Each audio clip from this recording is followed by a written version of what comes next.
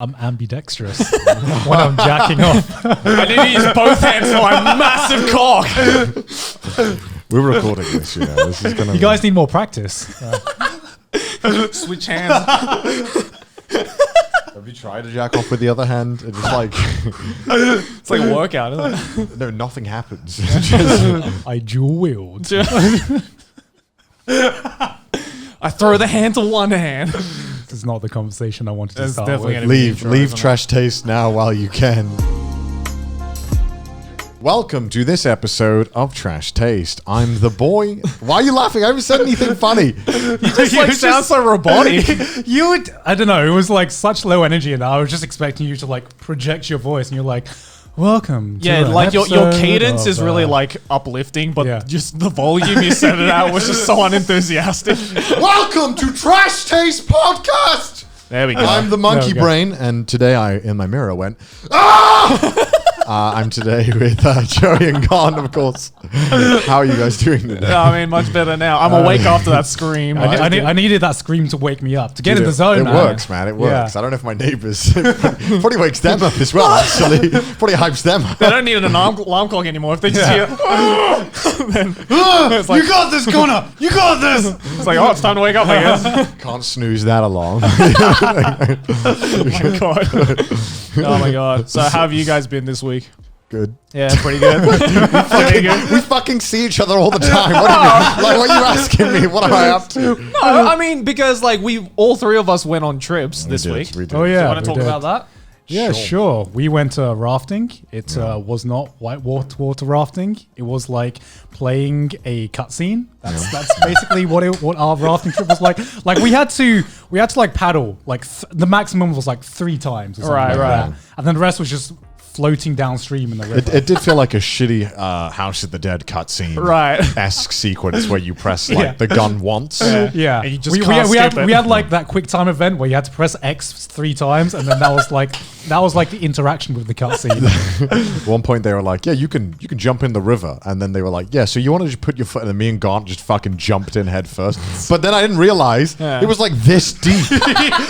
So I immediately was like, "Yes, it's my time," and I just like jumped in and fucking slammed my helmet into the floor. At least you're wearing a helmet. Yeah, Yeah, well, I'm pretty sure they were going to warn us that it was too shallow. But the moment they said you can jump in, and before they could explain anything else, me and Connor just like jumped head first Monkey in. brain, like, Yay! Because it was so hot, and we were Yeah. just dying to jump in. I really wanted to jump in the water the whole time. oh my god. But Joey went on vacation with his other friends. Can you believe Joey has friends outside of us two? What the fuck? No, The fuck, Joey? they're acquaintances. No, I went up to Hokkaido to fuck Hakodate, you. which is I'm so jealous. without the boys. I know what absolute blasphemy. Yeah. but it was just so fucking nice because actually, speaking of which, I've got like a bunch of like presents for the boys. Oh, okay. okay. I This got a bunch is of a presents. surprise. While Joey's getting his presents out, we have a new camera angle. Yeah. That's because we need Hello. the space behind it. If you hate it, that's tough shit. You're going to have to get used to it. Yeah, this podcast studio is actually relatively small. I remember the first thing Chris said when he came into the podcast was like, wow. "Oh, it looks a lot bigger Like, what is on this the camera." peasant room? But our camera used to be like right in the back, and we basically couldn't use the center of the room and Yeah, the half of it. There's just like a lot of empty space that we couldn't use if we used the old camera. Hey, if you'd like to see the behind the scenes, then follow us on Twitter. Hey. But okay, here you go. Here you go. thank you very much. So this is one of the gifts, I did so- not get you a gift. This is kind of I awkward. I feel bad now. This is Damn. 2 trips you've been on where you've gotten me a gift now, I and know. I've been on one and haven't. Yeah, the first time I got you guys gifts, the fucking snacks expired before you even ate You it. never told me I should eat them quickly. Okay, eat these quickly then. We'll just eat these now. Okay, so this is like a type of cookie. You know what? That, Monkey yeah, brain. just rip it open. I'm monkey brain. What am I doing? So- I'm gonna be civilized. Yeah, so this is a type of. You're like a 5-year-old. yeah, I did. Yeah, so this is a type of cookie that you can only get in Hokkaido. It's kind of known for. It's called shiroi koibito, which means white lover. He gave up as well. there you go. I'm civilized. It was so well wrapped that I just needed to bust that shit open. Yeah, so this is a type of cookie that you can only get in Hokkaido. It's called shiroi koibito. Thank you very much, Joey. Really, really nice. It's like white chocolate, like milk cookies, because Hokkaido's known for its milk, right? Hokkaido's known for like a lot of things. Dude, Hokkaido. Milk, is one milk. of- I've heard it's Dude, but amazing. Hokkaido has like perfected food. That's the only way to describe it. Everything I had in Hokkaido tasted so much fucking better. It's like a cream pie. Yeah, kind of. Oh, don't say that. No, it's everywhere. Oh, wow. This one. Oh no, it's Is it melted? no, it's all good. Is it good? Ooh. Pretty good, isn't it? Ooh. Yeah. Yeah, which like when I heard you say like Hokkaido has amazing food, I'm thinking, man, anywhere in Japan already has amazing food. I can't imagine somewhere leveling up that food Legit, somehow. like if it's just like the seafood, even just for the seafood, right? Because where I was in Hakodate, it's a coastal town. Really good. So they catch all of the seafood there like fresh at the fucking port, and it's oh my god. They have a fish market there that we went to in the morning. And all of the seafood that they sell there, they caught that morning. So it's the freshest seafood you can ever get. Legit, think of the best seafood you had and just imagine that as just trash. Because that's what it's garbage. like. It's useless. Garbage compared to what you can can have in Hakodate. So I got you another thing as well because I thought it was kind of funny. Oh, so shit. there's Alright. this. You got a wish list on Amazon or something I can like But repay you? I wanted to get you. I wanted to get this for you guys because I feel it's very indicative of the kind of vibe that we go for. All right. Okay. Okay. What is It's it? I'm ready. it's clown juice. What? Here's some clown juice for the boys. Hamburger period. Lucky period. Yeah, so there's this hamburger joint that's specific only to Hakodate, not even Hokkaido. And it's called Lucky Piero, and they have their own branded energy drinks. Right. Because do you guys know what like guarana is? Like the fruit that they use in like Red Bull and stuff like that. Oh yeah. Oh, Yeah, okay. guarana. They grow guarana in I've heard Hokkaido, that, yeah. and so I guess they just took that, and it's literally just clown juice. You literally just sent us an IRL clown emoji. Yeah, I was like, here's your clown card. Drink up, boys. anytime one of us has a shit take, we've got to take a drink. Yeah, just basically. take a sip of the clown juice. How is it though? Tastes like an energy drink. Honestly, Yeah, for me, it kind of tastes like, weird as it's to say, it's like a healthier Red Bull. It's like a Red Bull with a stronger aftertaste. Yeah. I don't know. It's definitely got that. I think that's definitely the guarana you're Yeah, tasting. yeah. Yeah. I can't decide if it tastes cheap or expensive. I'll tell you. Well, let me tell you, this was 150 yen. So I'll tell you. cheaper than a I'll Red tell you Bull. what. It actually tastes like a Thai Red Bull. Oh, really? And to explain what Thai Red Bulls are like, so Red Bull actually originates from Thailand. Oh, really? And yeah, so, I didn't know that. So Red Bull actually originated from Thailand, but Yeah. the version they have in Thailand is not carbonated. It's Oh. like a thick syrup. And whenever like the only people who really drink Red Bull in Thailand is like truck drivers who like need to stay up Yeah, because yeah, you yeah, drink one and that's like drinking five, the equivalent of like 5 Red Bulls you get anywhere else. Jesus Or Christ. one American breakfast. Yeah, but I think this has probably the same amount of caffeine as like a regular Red Bull. But I think don't know, it's in we're going to be Japanese. loaded on this podcast. But yeah, so but they also have like the non-carbonated stuff as well. So they have like guarana juice, which is just this basically. It's as you said, it's like a non-carbonated Red Bull essentially. And I had that, and it actually tastes really fucking good. And I think it works better than a coffee, in my opinion, even though it has just as much caffeine as a coffee. So suffice it to say that for the rest of this episode, since we all just fucking had a coffee, You're as gonna well, you're gonna see when this energy drink hits. Yeah. Because we're gonna be like you'll be able to see need- the heart I palpitations need like a through the beer screen. to like downer. You know what I mean? No, we're definitely gonna like we're just gonna kill counteract ourselves it. this episode. yeah. But yeah, I just wanted to get you guys some gifts. Oh, Yeah, well, thank you very much. Chad. Now I Thank feel you. super bad that we didn't get anything. No, it's okay. Although we didn't really get any souvenirs either for No. ourselves. That's all right. But like, hopefully, like we'll actually be able to take like a proper boys trip up to Sapporo Yeah. because I know like you guys have been saying how much you want to go up to the north, right? Yeah, I really do. I really I really want to go in the winter because Yeah. it seems like really a lot of things happening in the winter. Oh, And yeah. I wanna hit up the onsen in the Dude, winter. That's gonna be so nice. Yeah. just want to get naked. Just want to get naked with Well, the we boys. haven't talked about onsens on this podcast publicly, have we? I've seen your guys' dicks so much now that I don't even question it. Going to the onsen with you. It's like it used to. I remember Are you mad? the first time we used to like go, first time we went to the onsen together. I was like, oh, we got to like see each other's Penises. Yeah. penises. Ew. You know how like Yoshikage Kira's like it's kind of lewd. Ooh. But now it's just like whatever. We're getting naked with the boys. Another day with the boys. Yeah, but another like, day. I feel like a lot of people are afraid to go to onsens for the first time because of that barrier, right? Yeah, Where yeah. you just have to be naked in front of the boys. I mean, and in a lot front of countries, strangers it's as well. not very normal, is it? Yeah. Some people have been like, yeah, you want to come to the onsen with me? And you know immediately they're just like, no, I don't want to do that. I'm Yeah. like, why? Yeah. And they're like, oh, because I don't want to get naked. And I'm like, it's just that. But- like, it wasn't even like a decision. It was Yeah. like, Yeah. in the head, it was like, of course it's no. I'm not getting naked. Yeah. around you. Yeah. It's like, But it's what? like, but everyone around you is naked. yeah. It's like you're not going to be the only one that's naked. It's like most European countries. It's Right, everyone's right. naked. Yeah, It's just- right. Yeah. But that's surprising though, isn't it? Is that like I've tried to convince so many of my European friends to go to Yeah. an onsen because in my head it's just like, oh, bathing together is like a very normal thing in Europe, in a lot of European countries. Right. So I'm Yeah. like, oh, well, if it's normal in their country and their culture, then it must be easy. Yeah. So Yeah. so many times I'm like, hey, you want to go to the onsen? They're just like, no. I think, I don't know, maybe like our generation, it's like less of a thing than it was like 20 years ago. Yeah, yeah, in it the could older be. generation, because I remember trying to convince my cousin to go to the onsen when he visited Japan. Yeah. And it was just like breaking down layers, right? So first I'm just like, yeah, it's kind of like how can this, like, because he's the biggest normie you can imagine, right? So Right. how do I Right. explain the cultural significance of like an onsen and a hot spring to someone who has never watched an anime? Right. Ne- This is the same cousin that watched the live action Attack on Titan. Yes, right? yes, Yeah, yes. yeah. that- Okay, that's okay, right. okay, yeah. And like he's like 7-8 years older than me, so he's Right. from like the older generation as well. So had to be like, okay, so it's kind of like a hot tub, but it's like a public hot tub. Yeah. And then he was like, oh yeah, that sounds fun, you know. So he was like, oh yeah, Does it? yeah. So so you wear like a bathing suit and everything, right? And I was Yeah. like, okay, so here's the thing. Here, you just everyone's naked and. You know, it's just a really relaxing experience, and it's a really cool experience. And his voice tone just like completely changed to just, oh yeah, just to, oh, I don't know about that one, Chief. I love how you had to go in such a roundabout way. It wasn't just like yeah, we get naked. It was like, well, I mean, We get it's bathing like- suits, we just yeah, take them off. Yeah, yeah. We just take them off. You can wear bathing suits until you enter.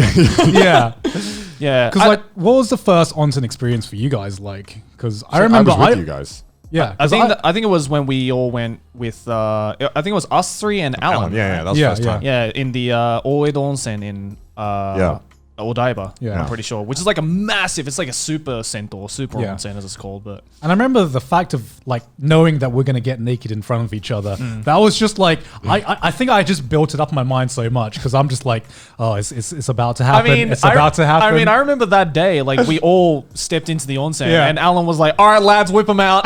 Let's just get it out of the way. Let's just all Put them on the table, get the meshes out. Just Come on. gather around in a circle, and we'll just look at each other's dicks, and then just be over it. And we're like, all right, 3, 2, 1. We'll look at the Yeah. dicks. It's like, okay, we good. Okay, No we're one's good. popping a fat. All right, we good. Yeah, and then it just literally took 5 minutes, and then I was Yeah. like completely comfortable, and then it was an amazing experience. And I feel like people who are so afraid to go over that barrier are missing such a good experience of Because going to an it's onsen. it's an experience you can't really get anywhere else. I feel like even I've been to kind of public bathing places in Europe as well, but there's just Yeah. I don't know. It just I don't want to say it hits different, but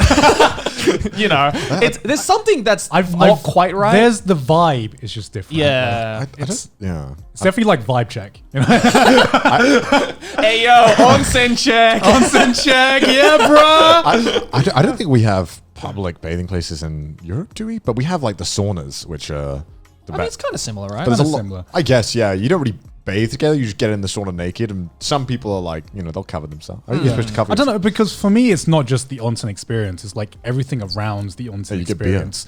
Like getting out of the onsen when you're like, especially in the winter, sitting out in the in a public onsen when it's like really cold or sometimes raining. And I've heard when it's snowing, it's amazing as well. So good. Yeah, like that's like I've heard it's like proper anime where like there's mist and everything. Yeah, I want to experience that one day, but after coming out and having that drink of cold milk, Yeah. that's like the most refreshing. Hand on the hip. Hand on the hip. Yeah, so what do? You have to like put your hand on your hip, drink the milk in one, and it's like the most refreshing glass of milk. But it's like vibe, right? You gotta do it. And then having like an Izakaya beer afterwards is just fucking incredible. Yeah. It makes you, when you're in an onsen, for some reason, it makes you want to just be a CEO and talk business. Like, I don't even have business to talk about, but I'll be like, gentlemen, let's discuss the topic at hand. And they're like, anime titties. I mean, it just makes you want to talk about important things, being in a bath with 3 other people. Like, It's exactly the same kind of vibe, but like a different kind of vibe. But like we went to the other day went to a cigar bar. I don't know what it is about having a fat cigar in your hand. You just want to talk business, and You take a puff. You're like, we have a problem. We need to eliminate someone. There's a rat in the group. We got exterminated. I remember when we went for cigars with PewDiePie, right? Yeah, Felix, yeah. And he was like, "Damn, your voice got even deeper with the cigar." I was like, "I was made for this, Felix." The first time I so had that funny. cigar, I was like, "Oh my god, I could finally understand why mafia bosses feel so powerful with a Yeah. cigar in their hand." Yeah. Because it's like, It's got an energy to it. yeah, Yeah, there yeah. is, yeah. I never smoke like at all, but for some reason, Yeah. the idea of cigar, I was like, that sounds good. I like that. Well, because unlike a cigarette, right? Like you don't inhale the cigar smoke, right? Yeah. So I mean, like, don't get me wrong, it's still bad for you. Oh, it's still terrible. It's still terrible for you, And you but- come out of the bar smelling like you've just like puffed an exhaust pipe. Yeah, you know what I mean. That's kind of the smell that you Yeah, that but gets man, you feel so powerful, like just with that aura of cigar around you. Like, yes, I just came out of a cigar bar. What of it? I do business. What I do, you know. yeah, you do have like a different aura around you, don't you? Yeah, you yeah. just feel powerful. Yeah. It's like when you order a drink at a bar, it's like you're like the virgin. When you order a drink at the cigar bar, it's like, oh, these are Chad. He's like, what do you want? Name a cocktail, any cocktail, a vodka. What do you always get again? Espresso Martini. Oh, there's Espresso Martini. If you haven't had it, it's an amazing drink. It's just coffee, just with a vodka, basically. Yeah, pretty much. It's yeah. amazing. It tastes great. It's just coffee with attitude, Yeah. really. I love yeah. my coffee with attitude. That's all it is. Am I not wrong? What a terrible way to It's a describe. coffee with attitude. That's like It is. describing anything. Why are you with booing me? attitude. I'm right. Because it's such a I don't know. That sounds like how a Disney character would be introduced in a short. Oh yeah, he's the bully with attitude. Like, come on. Just go up to the bar. I'll take a coffee with attitude, please. Hold the attitude. Yeah, I hate it here. I hate it here. it's like when you got a frappuccino and you're like, no, I didn't just get a frappuccino. I got an espresso frappuccino. It's like, oh my god, you couldn't have sounded any more white. It's like 35 Celsius. I want an ice cream and a drink in one. But I also want a coffee. So yeah, I normally think frappuccinos are awful, Yeah. but I bent my own morals. Yeah, so you for basically thing. got a frappuccino with attitude, right? I hate it here. I hate it here so much. Just add anything with attitude and it'll just make it sound that No, much more horrible. all the fucking comments now are going to be like, damn, that was something with attitude. Yeah. Oh my God. I want that to be a meme. Oh no, That's going to be a meme now. No, I'm going to describe everything with something with Yeah, attitude. it's something now. with attitude now. But, You're welcome. Speaking of cigar bars, Yeah. I think the topic for today that we wanted to discuss was nightlife in Tokyo, right? Yes, Ooh. or in Japan. Yeah, in just general. in Japan in general. I Yeah. think. True, true. What I mean, the I wouldn't culture's know. like, I yeah. haven't been at night outside of Japan. for a while. I just, For a while, yeah. I miss home. Now that- I miss the English. Because I mean, like, what is a typical like nightlife for, like, say, UK or Thailand or Australia? Because like I don't know what the nightlife is in Thailand at all. I mean, the nightlife in Thailand is. I mean, let me ask the it's- question: does it exist? Yeah, of course. my God, what do you mean? Okay, That's all Thailand is. That it definitely exists, and Right. there's different kind of vibes you can go for. You can go for like a disgusting cheap, like not nightlife in Bangkok, or you can go for like some more extravagant bars and everything. It's very varied, but I don't know if I would say that there's like a significant culture that pertains to like all of Thailand. But I feel like with Japan, there's definitely like the Izakaya culture, Yeah. which I fucking love. Yeah. When like you talk about nightlife in Thailand, whenever I'm in Thailand, I just go to a Izakaya because I like the vibe that much. Yeah, yeah. Yeah, that's the thing, right? Like, I feel an izakaya is just. I mean, should we explain what an izakaya is, just in case people don't know? Sure. For those who are uncultured, Yeah. it's basically a Japanese pub. Basically, but like it's like it's like a restaurant and a pub combined. It's like 75% pub and 25% restaurant is what Yeah, I'd say. yeah. But Yeah. like in a pub in the UK, But it's not depressing. Yeah, it's depressing, and also for some reason I always feel pressure to leave in the UK. Yeah. Or like What do you just drink, like not sit down and eat. Oh. Like, Yeah. I have this pressure that's like drink. Don't Yeah. You're not here to eat. Right, Yeah. Because like when you go with your friends to the pub, I'm always that asshole who's like, I'm getting a meal. No one else getting a meal? Yeah, because it's just really inconvenient because you're there with like a table full of pints. Tiny table normally. Yeah. And then there's this guy who just orders like a 3-course meal, and you're like, where are we meant to fit this? I don't give You a shit. expecting us to hold our beers? I would like slowly nudge the 12 beers out of the way to make room for my like extravagant curry from Weatherspoons. And the table's like down here. So you're like this. Just like bumming out. Do you like pubs? In the UK? Yeah. I love them in London. I thought London had great pubs. I don't know. I really don't like pubs. Really? Pubs are the one thing about the UK that I like. Anytime I go out the UK, I'm like, yes, this is a much better drinking establishment than a pub. Because it's just, I don't know what it is about pubs in the UK. I just find it so fucking depressing. Because Yeah, It I can depends. see It that. depends which one you go to. London has a ton of like pubs that are like really lively and really great atmosphere, but they're also equally as I many. mean, you guys took me to one. It was like a Fucking we take you gaming to. pub, right? Oh, that's shut down Wasn't now. it? Oh, really?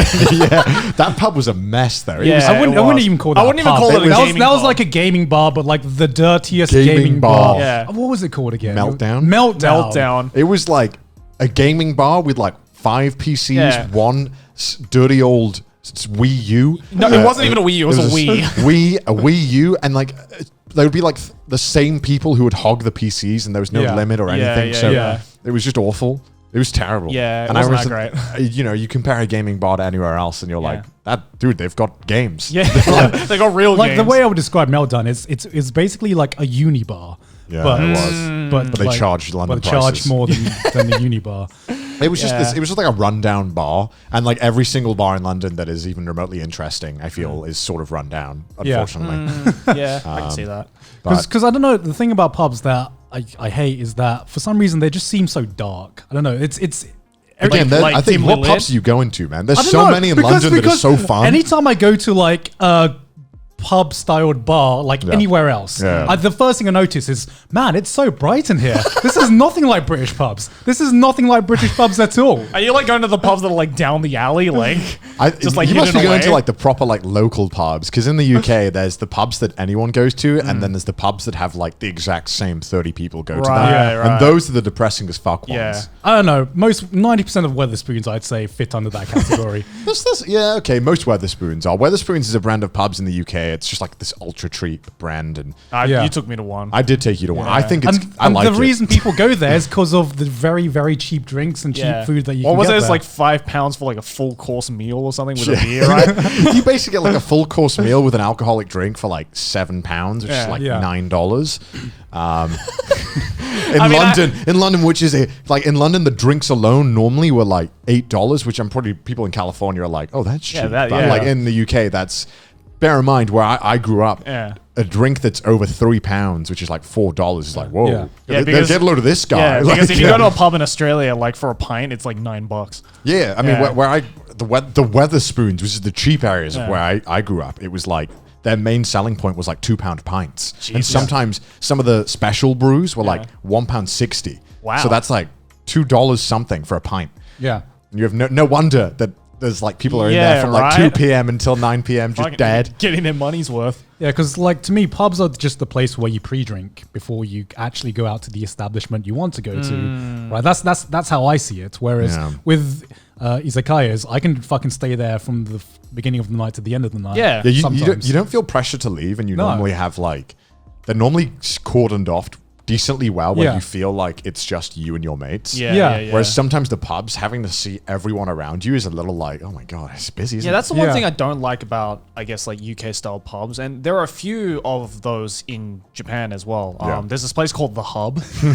which I'm sure you boys are aware Yeah, of. Is yeah. don't go to there, by the way, because it's like going into a UK pub but in Japan. So why the Well, fuck would you do brighter. that? Okay, Well, but it's a little bit brighter. I've heard though, if you're a foreigner and you really want to pick up some people who are really into foreigners, Oh, yeah, yeah. they're probably there because Yeah. they know that foreigners go there. If you have Yeah. the yellow fever but can't be bothered to go the traditional route, go to the Hub. Yeah, But but like Hub and Shibuya, you'll be fine. Yeah, but like, like every time I go into a hub, it's just, well, first of all, it's like 99% foreigners. It's also very depressing. It's also very depressing because it's like kind of structured like. That's what I'm saying, Yeah, right? it's structured like a UK pub where like the seats are kind of sporadic and then everyone is standing around you, so you just feel really claustrophobic. Yeah, I don't mind standing and drinking. Sometimes standing is fun. I don't know. I need a table. Yeah. There definitely needs to be a table there where I can leave my drink. If I'm just like standing in a corner, which sometimes on like a Friday or Saturday night in England where some pubs are crowded and you just have to stand there in the middle of the floor just with your mates, I'm just like, this is not the vibe I want to go My for. legs hurt. I want to sit down. Like the thing I like about Izakaya is that you're always sitting down. You have your own sanctioned corner where you can just sit and talk to your mates, and it's just like the perfect kind of catch-up vibe that I look for when I just want to just chill with my mates and just shoot it's also shit and so stuff. cheap. Like you can go to any izakaya here, and like the most you'll pay for a beer is like what, like 400 yen, maybe. That's like a pretty expensive one. That's an expensive one. Yeah, I'm saying like the max you'll pay is like 400 normally yen, right? you pay between 200 and 300 yen for like a beer, which is like $2-3. I went to an izakaya though where it was 50 yen beers. What's the point? 50 yen. How do we even compete? Because one thing that doesn't make sense to me, right, is that sometimes it's cheaper to drink in an izakaya than it is to go to a family mart or a kombini and buy like A can of beer. buy a can of beer. Which, like, can you imagine if that was the case in the UK? Like, if going to Tesco's is more expensive than going to your local Weatherspoons, I'm just like, it's game over. nobody would drink at home. Yeah. Everyone would just be out constantly drinking. I think the UK economy would just stop. I think the country would fail. Oh my god. Yeah, but like I think the one thing I like about izakayas is that again, like even people who don't drink can still go to an izakaya and have a good time because as you know, we've established like it's mostly like drink based, but the food a lot of the times is also so freaking good and cheap that you probably won't have as much fun if you weren't drinking, but you could easily take your friend who doesn't drink at all and they'll probably still have a decent time, right? Yeah, because like the food there, you can easily order a lot of like snack kind of foods. It's not like you have to order a meal. Yeah. You know what I mean? It's not like a giant fucking know. pub burger, right? Yeah, exactly. I will say though, I do feel like the food is a coin flip sometimes at the izakayas. Like How you so? can normally tell which one's gonna have bad food, but sometimes the food is just really bad. Are you only saying that because you got food No, okay, poisoning the other day? I did get food poisoning. I did get food poisoning very recently from an izakaya. Yeah. But then the more I've been living in Japan and the more I've been eating out at restaurants in Japan, the more I realize like, my God, this food is so much better than the izakaya food. Yeah. I'm like, yeah, it's fine. Yeah. And, you know, normally just sticking to karage which is like the Japanese boneless fried chicken. Yeah. And I mean, edamame. don't get me wrong. Like the izakaya food is good, but there's definitely like if you want proper food, there's some though you need where to go I- to like a proper establishment. There's sometimes though I'm at an izakaya and I'm eating it and I'm like, God, this food is depressing. It's like Really? Like there's one near where we're filming this that like the one it was the underground place. yeah. And they had like the driest chicken I'd ever seen in my life. You'd think of like they'd like let this chicken out to like die in the Sahara Desert before they like harvested it. Yeah, it was pretty anemic, wasn't Yeah, it? yeah. And it's, everything on it was just kind of like, all right, I guess you just didn't love your job today. Yeah, Like, the food. Yeah, that one is definitely like it's not horrible. but you know it's gonna be that bad when like the menu, everything is like 150 yen. And you're Oh, like, Oh yeah. yeah. Well, you get what you pay for sometimes. Yeah. right. But like comparing izakaya food to some of the like the pub food that I'm used to, I don't know. I don't know, feel man. like I think pub food's really fucking good in the UK. Really? Yeah, maybe I'm too white to make this point. But I don't know, because if I had the choice, pub food is where I go if I like have no other choice or if All I right, can't be bothered to cook for I myself. promise, right? Hand on heart. If I had to choose between izakaya food and English pub food, I'd go with pub food. Really? No Yeah, joke. man. No joke. I've had izakaya food I all think the I'm way gonna for go me. izakaya food. Yeah. Okay, Joey's fucking biased. 'Cause he's No, Japanese. I'm not, no. He is never going to admit that. No, okay. I don't care about your opinion, No, Joey. okay, shut up for a second. Okay, fine. Okay, like because it's the kind of the same thing with Australian pub food as well. I don't know, man. I can't comment. Okay, you 'cause Aussies are wild. Because bro. Australian pubs is kind of the same as the UK pubs, right? Where most people just go to drink. Usually it's very fucking depressing because it's just a bunch of like middle-aged dudes who've been sitting there since like 2 p.m. right? Yeah. Just like wasting their life away. But like a lot of pubs in Australia, they have really fucking good food. But the problem is that you only get a set portion of food for like a stupid amount of money. Right. Right. And so sometimes So it's like a cost thing. For yeah, You. yes. So what I'm hearing is that I smell broke. It's Joey's broke. yeah, you will be after you go to an Australian pub. You will be. It's like $25 for a fucking pizza. It's like, it's just not worth it. But but the thing is that with Australian pub food, a lot of it's Right. good, but it's just like, you know, even before you go into the pub, what food is going to be there.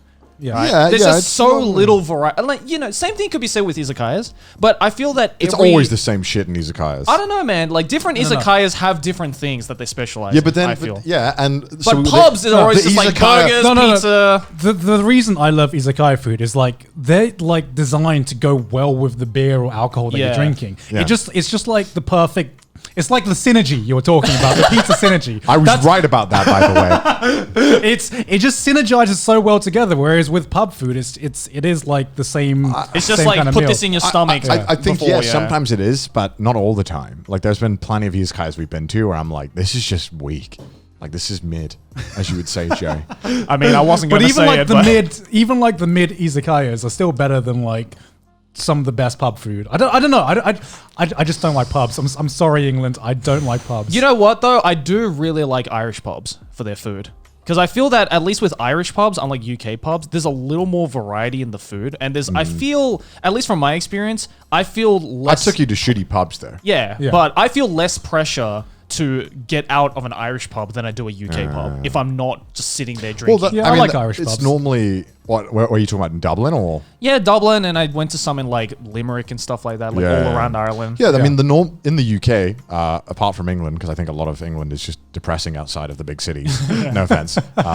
Like in the small towns in like Wales and stuff, there's some really fun pubs because it's just like 20 Yeah, but I'm not going to go to Wales. No, to you're go to not. a pub. No. Yeah. There's no reason to go to Wales, Joey. I'm wasn't sorry, gonna Wales. say that, but- I'm sorry, Wales. It's true. We have to accept that fact. Unless you like I like nature. sheep. Do you like nature, Joey? I like sheep. All right. Do you like rundown castles? Do you like those? It's a hit or miss for me. All right. Well, you'll love Wales. That's all it is. Well, there's not really too much to do. I want to go to that fucking lake that has the longest name in the world. Oh no, that's not a lake. That's a town. Oh, it's a town. Yeah, and it's is the town name, Joey. You could have How dare you not completely, know that? honestly, you could have completely made that up and I'd be like, yes. Is that Yes, true? that Did is I right. do it correctly? Yeah. I Yeah. actually was going to make a video where I went to that place. I actually Oh, filmed yeah? it. I filmed it. was all. that a town where the news anchor pronounced Yes. it Yeah. perfectly and that just went viral? Just up the road from Llanfair Pwllgwyngyll, go get a Quindrobol, Llan Tysilio, go. The temperature got to 21 Celsius. So like like, 6 million views. yeah. So I went there and I filmed a video actually. Yeah. Like I Right. have all this footage still, and like So wait, so what's in it? it's just me going around this place, just Well, checking no, out. but I mean, like, what's the town like? It's fucking dead. There's fucking nothing. It's just there. dead because no one can pronounce the place. Maybe I don't. So it was like 2 hours drive from where I grew up. Yeah. So Right. I asked one of my mates. I was like, "Hey, can we go here and just film a bunch of shit?" I don't know why. I was like, "Fuck it. Maybe something fun will happen." Yeah. Nothing fun happened, obviously. But there was also a climbing place that we wanted to go to. So I was like, "We'll just go there after we're done filming." You mean a hill? No, like a climbing gym. Right. Oh, It was a climbing huge, gym. Okay, huge yeah, warehouse. It's yeah. pretty cool. Yeah. So if you want to go there, there's a climbing gym if you're into that. But I went there, and it was just a bunch of tourists from England All right. who were like old, very, very old, like Right. 60s plus, Right. just hanging around, just checking it out. There's like a gift shop, tiny. And then there's a bunch of stores, and I went in there, asking, like, because we were in a really west part of Wales, and they normally could speak Welsh. I was like, oh, well, maybe I'll ask around, see if anyone can speak Welsh. Yeah. No one could speak fucking Welsh. Really? Yeah. I was surprised, because normally in that far west, I think that county is the one with the highest rate of Welsh literacy as Right. well. Right. So, yeah, nothing there. Nothing there? So if you've ever wondered what's there, nothing. Nothing. There's just a really comically large train sign. Yeah. Like, it's actually How, like... how do they fit in? Is it like on like size 2 font? No. It's like, that? like the normal. So normally in the UK, each one has like the standard size of font. Yeah, It's quite yeah. big. They literally just added on. There's a ton. really They, funny nailed image. on a bunch. Yeah, there was a really funny image of a guy like standing next to it, and it's just Yeah. like 10 meters It's long. really. I'll have some footage up from the video that Mudan can just show on screen right now. Yeah. It's fucking huge, and Yeah. it's sad because none of the trains stop there either.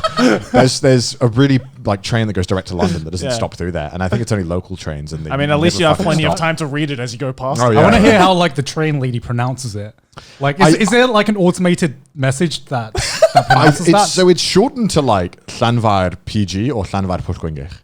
Yeah, So oh yeah, that's how okay, it's got it. normally, which is still Yeah. awfully long. It just sounds like you got a lot of phlegm stuck in your throat. right. But okay, the problem is, right, even with Wales, right, if you look around the rest of the map, like all the town names are just as bad. Really? Around that area to pronounce. I can't pronounce some of them without taking like 3 minutes to look at it and be like, Pengalenich?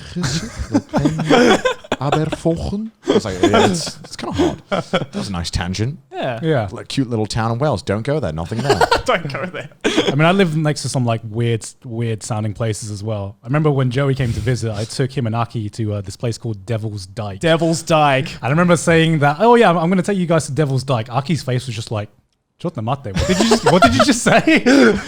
Because do you guys like, does the word dyke Yes. have the same meaning? Yes. Yeah. But So it I'm just also means like a hill, right? Right. But there's tons of fucked up names in the UK. There's places called like White Knight and stuff like that. Yeah, And, there's another place I live next to or close to called Cuckfield. yeah.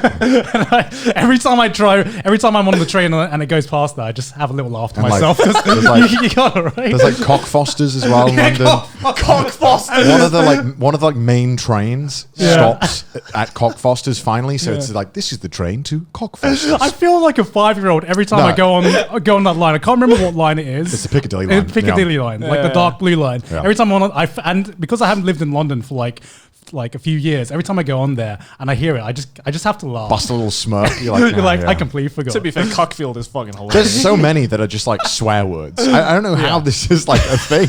How did we get this? How did this happen? We just like in Australia, we don't have anything like that. It's kind of sad. We just have a lot of like, Because you're new. yeah, honestly, and like a lot of the names are just named after like indigenous names. So they sound funny, but Yeah. they're not like Cockfield. I you know? I remember talking to you about this. I was like, why is there a new South Wales? Like South Wales was Oh, never yeah. good to begin with. Why are we making another one?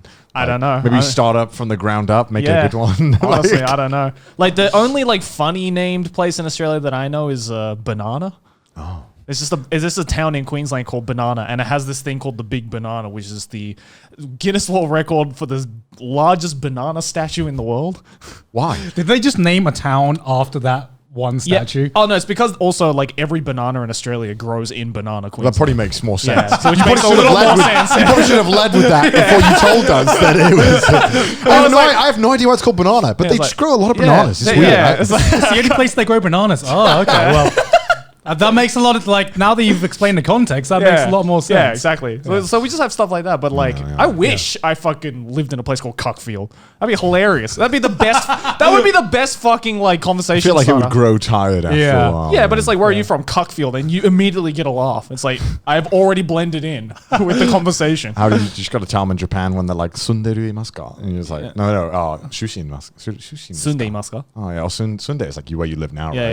yeah. You'd be like Kakufield. Cuckfield.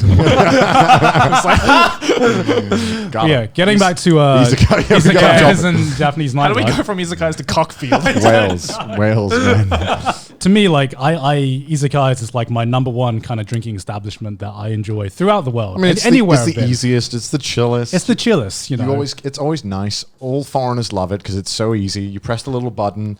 Sometimes it's all you can Oh drink. yeah, because you don't have to order at the bar. Never either. have to order at the never bar. At the, No. Never order. I will say at the that bar. is 100 times better than the Yeah. UK. You order all your food and drinks from a tablet. There's Yeah. no pressure to go order at the bar, and they just bring it to you. And it's- There is one of my favorite izakayas I go to a lot with my other friends. It's one in Ikebukuro.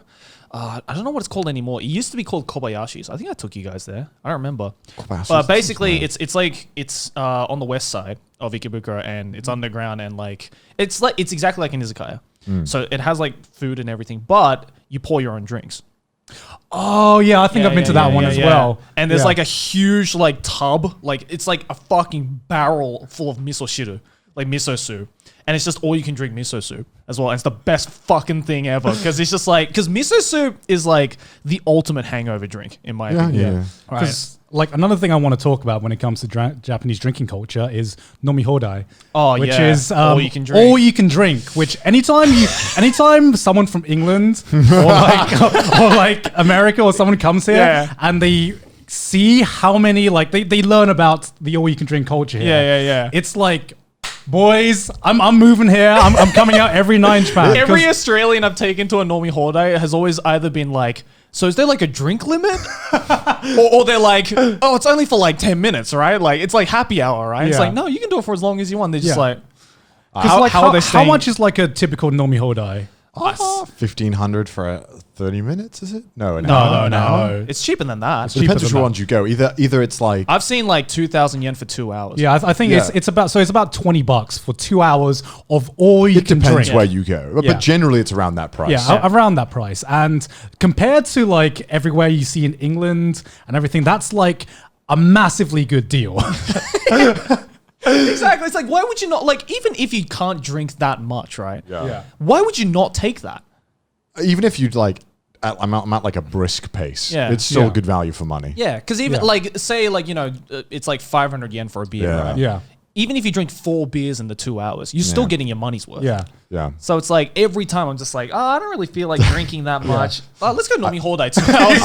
I remember when, because obviously when you move here, you kind of like stop wanting all you can drink because you're like, it wears off. Yeah, But yeah. when the first few times I visited here, I remember thinking like, treating it like an Olympic event. I'm like, all right, how many can I do in the 2 hour period? No, because that's what it would be like if there was an all you can drink in England, right? No, it would be. Yeah, that's how we think because that's how we're wired. You're We're like, you're like 80% speed running Izakaya. I was, yeah. I was like, get the clock ready, Jerry. Time. Yeah, time. I remember I literally had this dilemma. I was drinking a beer, and the first one I smashed it back, no problem. Yeah. I remember Yeah. this, easy. Second beer, I was like, shit, I'm 2 seconds off pace.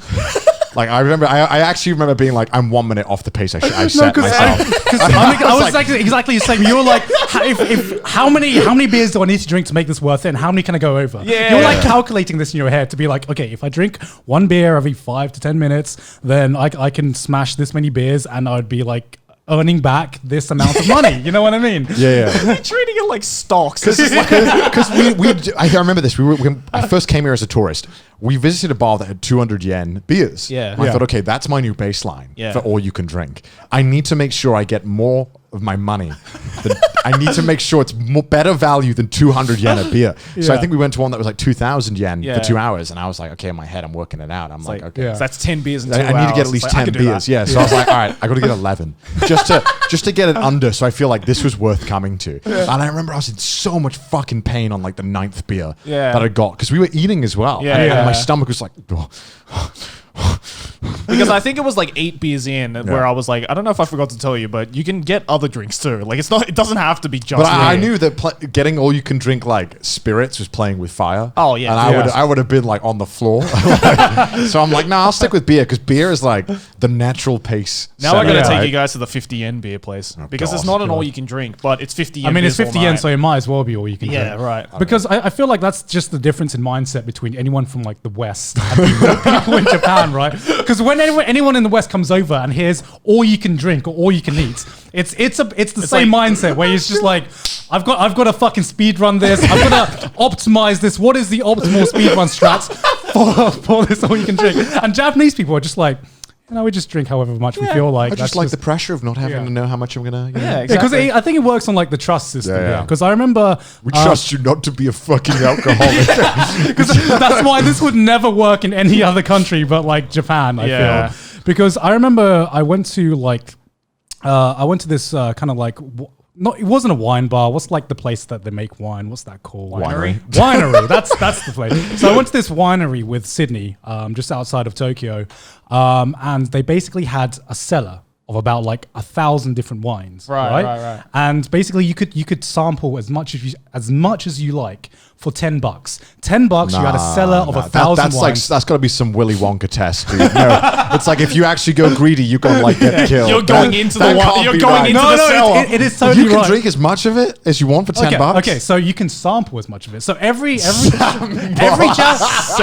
British people don't sample drinks. that's exactly the point. That's exactly the point I'm trying to make. So so me and Sydney went in being like the exact same mindset where it's like there must be a catch. There must be a catch. This can't be One true. of them is poison. But so we go down there and they give us like this little cup, right? It's like this super small cup where you can pour like I'd say a third of a glass of wine into it. Okay. And these Japanese people were just pouring like one little drop, like 2 little drops in there, just like letting the drop like sit in their tongue. Yeah. And then we were just like, but we can pour however much we want, right? So me and Sydney, like, because that's the thing. It's based on the trust system. Yeah. But you know, if I you don't want trust to, them. but if you want to, you can just pour however much you want for as many wines as you want, and no one's going to stop you, right? There's something similar to that I saw in where was it? I think it was in Nagano when I went for a trip. It was like a sponsored trip, and at the station, because Nagano is kind of known for its sake, there was exactly the same thing. It was like 50 to like 100 like barrels of all sorts of different sake, and it's like again, like it I'll was have like one of everything. it was like 1,000 yen for like all you can test. All you can test. All you can. It's not all you can drink. It's all you can test. Yeah. All you can sample. And I'm just like, hell yeah. But there's nothing stopping you from sampling as much as you right? I was like 20 in, and I was like, I'm only a fifth of the way through this, and I'm about to fucking like faint. imagine if you can ask for a free sample, but there's no one stopping you from asking for unlimited free samples. You get unlimited free samples. That's basically the mindset. So like we're here as a Westerner thinking we got the fucking cheat code to this. Yeah. So we can just it's like bottomless fries, but if you can go up and get your own fries, right? It's like having a buff in this country. It's like being British with the alcohol. It's like, oh shit, yeah. What's like another establishment that's like very specific to like Japanese nightlife? Because I like to think that like the karaoke nightlife. I mean, karaoke nightlife here has just got it done. Like it's the perfect kind of place for karaoke. Because I didn't realize until recently, but like the karaoke in Japan is so much different to the perception of karaoke in Western countries. Because I remember when Yumi and Felix, when we took Felix to a karaoke for the first time, he didn't want to go. Yeah. He was kind of like, oh, karaoke. Sounds cringe. It sounds cringe. Because I think in his mind, his idea of karaoke is an open bar karaoke. Yeah. Which I think a lot of people think. I think a lot of people think. Because in Japan, I feel like after the izakaya, or after going to a pub in England, the precedence is after the pub, you basically go clubbing. There's no other place to go. But in Japan... Or go home and watch fun anime TV. Yeah, exactly, right? But in Japan, you can just go to karaoke and just continue the sesh there. And also hang out with your mates and sing a bunch of songs as well. It's all you can drink at karaoke and again, it's all you can drink. Everywhere you go in Japan, you can get all you can drink. It's fucking great. It's all you can drink, and the karaoke establishment is open 24 hours. Yeah. Which is just like a power move. Although I swear, like, whichever brand is offering, because not all of them do all you can drink, and some of them do it for like way more expensive than others. Oh, yeah. And I never know which fucking one it is. So I just walk in and I'm like, please be the cheap one. But that's the thing though. Like, you have to kind of go around to each brand of karaoke chain and kind of be like, okay, this is the cheapest one for all you can drink. This is the most expensive one for all you can drink. So you have to kind of be like, okay, do I take value over price or price over value? Yeah. Right. Because you know that if you go to the cheap ones, the food is probably going to be like not that great. Because like I've never, like my entire life, I've never really enjoyed karaoke until I experienced karaoke in Japan. Right. Because it's not only like having a private room. So to explain Japanese karaoke, you have this private room where you can just sing as many songs as you like that you choose. There's no one watching you apart from your own mates, and you can just have fun and sing whatever the hell you want from it's basically just karaoke at home, right? They also have like every single like Western song. So, So like they have a selection that is like that eclipses everywhere else I've been to. They have like English songs, Chinese songs, Korean songs, and obviously Japanese songs. Anime songs. They got a lot of anime songs. I was about to say, man, singing anime songs while you're plastered as a weeb. That was like, I remember my first experience was with Joey, and it was like one of the funnest experience ever. It's like seeing that list of all the anime songs. It's like opening Pandora's box. You're like, man, which one do I sing? It's like, and then the moment he selected fucking "Tell Me Why" by the Pen Pals, I was just like, yeah, okay, this is my boy. The original Berserk with OP. the shittiest guitar riff in existence. I'm like, yeah, hell yeah. Like, it's already bad in the original, but then the karaoke version is like, oh, this is so much worse, but it's so much better. better. Blasted at 3 a.m. We fucking destroyed that song more than it already destroyed itself. We sung that song like 3 times. It's like once was enough, and we're like, let's do it again. Oh my god. So good. I fucking miss karaoke, man.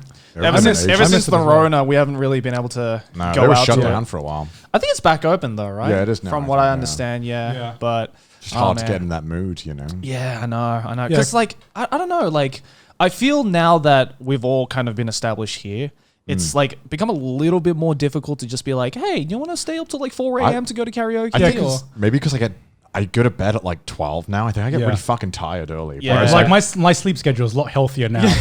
Okay, to explain another thing about Japanese drinking culture is that you have this ticking clock, and it's called the last train. And if you miss the last train, you're staying out until 5 a.m. There's basically no in between. Either you choose to go home at like 11, 12? 11, 12 like ish. 11:30, which to me is like, if it was just 1 hour later or like 2 hours later, it would be perfect. Because after about 1 o'clock, I'd be like, okay, I've had my fun. This has been cool. I'm gonna catch the last train now. But like having to choose between going out at like 11:30 when you're just about getting to that point of drunkenness that you just want to keep the night going, to staying up till 5 a.m., which we've done it several times. And every time I just feel more dead inside the night after, man. There is nothing worse. I think the only thing that is worse than going home while you're buzzed at 11 p.m. is catching that first train at 4:30, just like fucking like, oh god, it's like sunny outside, and then there's businessmen next to you, and you're clearly a fucking mess. You just turn into a fucking vampire. It's just like, and then the sun, no. I fucking fell asleep one time and missed my stop by like an hour. I woke up at like 6 a.m. like in like so fucking north of like Tokyo. the end of the line, right? Yeah. I was like an hour from like, I think I was like an hour and a half from Tokyo. Yeah. That's how far I'd gone, and I had to like get back, and I was so fucking done. Yeah. It was like 6:30 a.m. when I realized, and I was like, no. So I wanted to sleep. Yeah. I mean, that's the tough thing, man. I mean, that's the thing. Like, back when I was like still single and like kind of going out and doing a lot more of like the 4 a.m., 5 a.m. stuff, it would be a little bit easier because, you know, say like a couple of my friends would be like, it'd be like, 1 or 2 a.m. I'd be like, maybe we shouldn't continue anymore. It was really easy because you could just go to a manga cafe and just book a fucking room for like 2-3 hours and just fucking sleep in there until the first train. And that shit's like, but we haven't done that. We should do that more often instead of just being like, let's call up a taxi and spend $100 to get home. I've always known that you can do the manga cafes. I just don't want to have that conversation at 3 a.m. smashed to some Japanese dude where I'm like, manga. Jikan?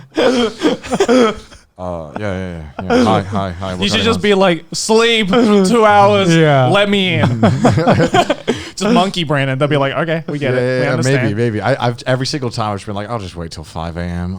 Yeah, we should just do that from now on. If we're having like a boys' night, we just be like, I don't want to. Because sometimes I don't want to spend $100 to fucking go home. If we're all going back the same way, it's time you split it 3 ways. I mean, yeah, I guess. But still, it's like you still feel like shit going home. This is my side. Wait, what?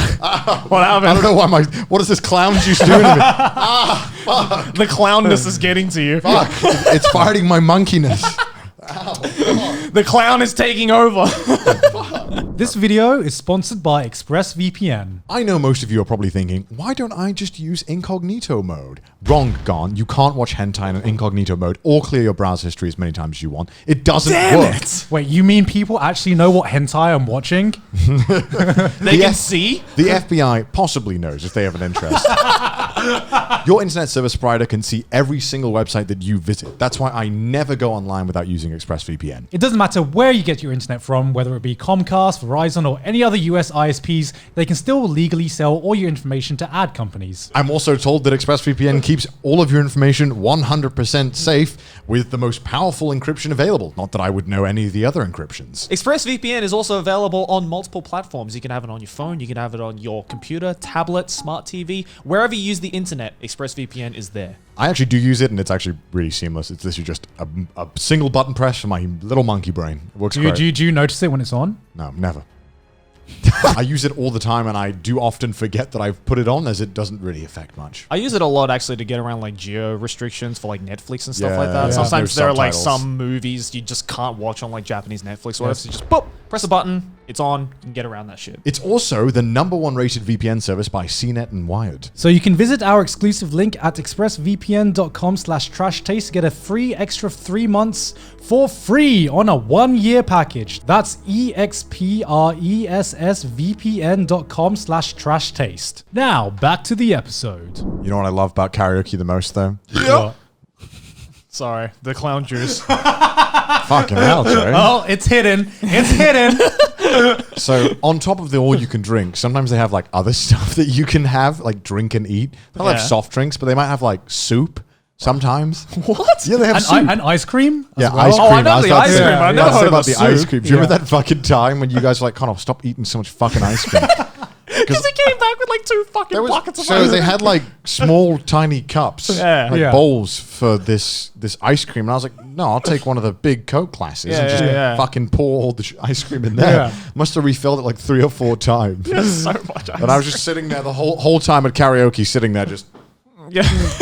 Oh, I'm good. You go next. I got I remember when I saw like the ice cream machine next to like the soft drink machine. Like, who the fuck would get that? Like Connor No, comes in. yeah. But I remember thinking like, we don't need that. We need alcohol. Yeah. And then like 2 hours later, fucking plastered. I'm like, Coke float. That sounds amazing right now. ice cream looks so good right now. It is like pretty garbage vanilla ice cream. But, Yeah. But when you're like that drunk, it's like, Like I'm game. Yeah, I'll put you anything. could drink in. anything. Yeah, put at anything in that my body at that point. Yo, okay. You know what else I like in Japan? It just goes along with the nightlife. Yeah. Right. It's the Uconn Drinks. Oh, okay. So I do you want don't- to yeah. explain the Uconn drink because that? So I should have bought one in preparation if I Yeah. knew we were going to talk about this. Yeah. But there's these like tiny little things like 200 milliliter cans. It's like that Yeah. big. Yeah. It's like a medicine bottle. Yeah. And it tastes like bubble gum, and it's apparently like ginger. Like it's Does it taste like bubblegum? I think it tastes like ass. I dude. think it tastes I think it tastes great. turmeric. turmeric. It tastes like ginger. Thank you, though, Malin. man. But yeah. it tastes like I like. Do you the like? taste. I like. The I taste. like the taste. Yeah, Felix liked the taste. He Yeah, thought but it tasted- Felix is fucking weird. It reminds me of Cowpole. That's Yeah. why I like the taste. So essentially, what this drink is advertised as is prevents hangovers. Yeah. And everyone in the Western world is like, that doesn't seem right. I remember when I first That saw looks like it. a scam. Yeah, when I first saw it, I was like, I'm pretty sure if it worked, we would have it. Like, that was my thoughts Yeah, as yeah. well. Like, how if it really works, why has England not used yeah. this before? Don't you think the entire budget of the NHS would be spent on buying this because then all of the medical problems would be solved? Yeah. Like, I'm pretty sure we would have it, right? That's what Yeah, I thought. yeah. And then one day on a whim, I was like, all right, fine, I'll Yeah. try it. Yeah. And then it was like having a shield on your liver. Yeah. Like none of the drinks got me drunk. Yeah. Yeah. And it was like that for the first few times until I really drank way too much. And then Yeah. it was like, not drunk, absolutely unable Yeah. to speak. Like, not, it's so weird. It was just like the 2020 economy. It's just like the coronavirus tank, and then you're fucking drunk in like an instant. Because right? I never tried it until I tried it with you. Yeah. Because every time I saw it, I was like, It's a scam. No, maybe that'll work for like one drink. Yeah. But I don't go to an Izakaya and have one drink. Yeah. Right? Yeah, So I'm like, no, this won't work for me. But then, Yeah. I had it. And it tastes like ass. I'm like, great, this is already a good start. Yeah. And then, I think I was like 4 or 5 drinks in. You don't feel And I'm anything. just Yeah. like, oh my God, It's weird. the Yeah. immunity. So like it's advertised as like you don't have a hangover, but really I think it's like Full Metal Alchemist. It's like law of equivalent exchange, right? Okay. I know what I didn't know you were gonna take it I that know way, what I'm but- talking about. Yeah. So you drink it and you lose your fucking mother.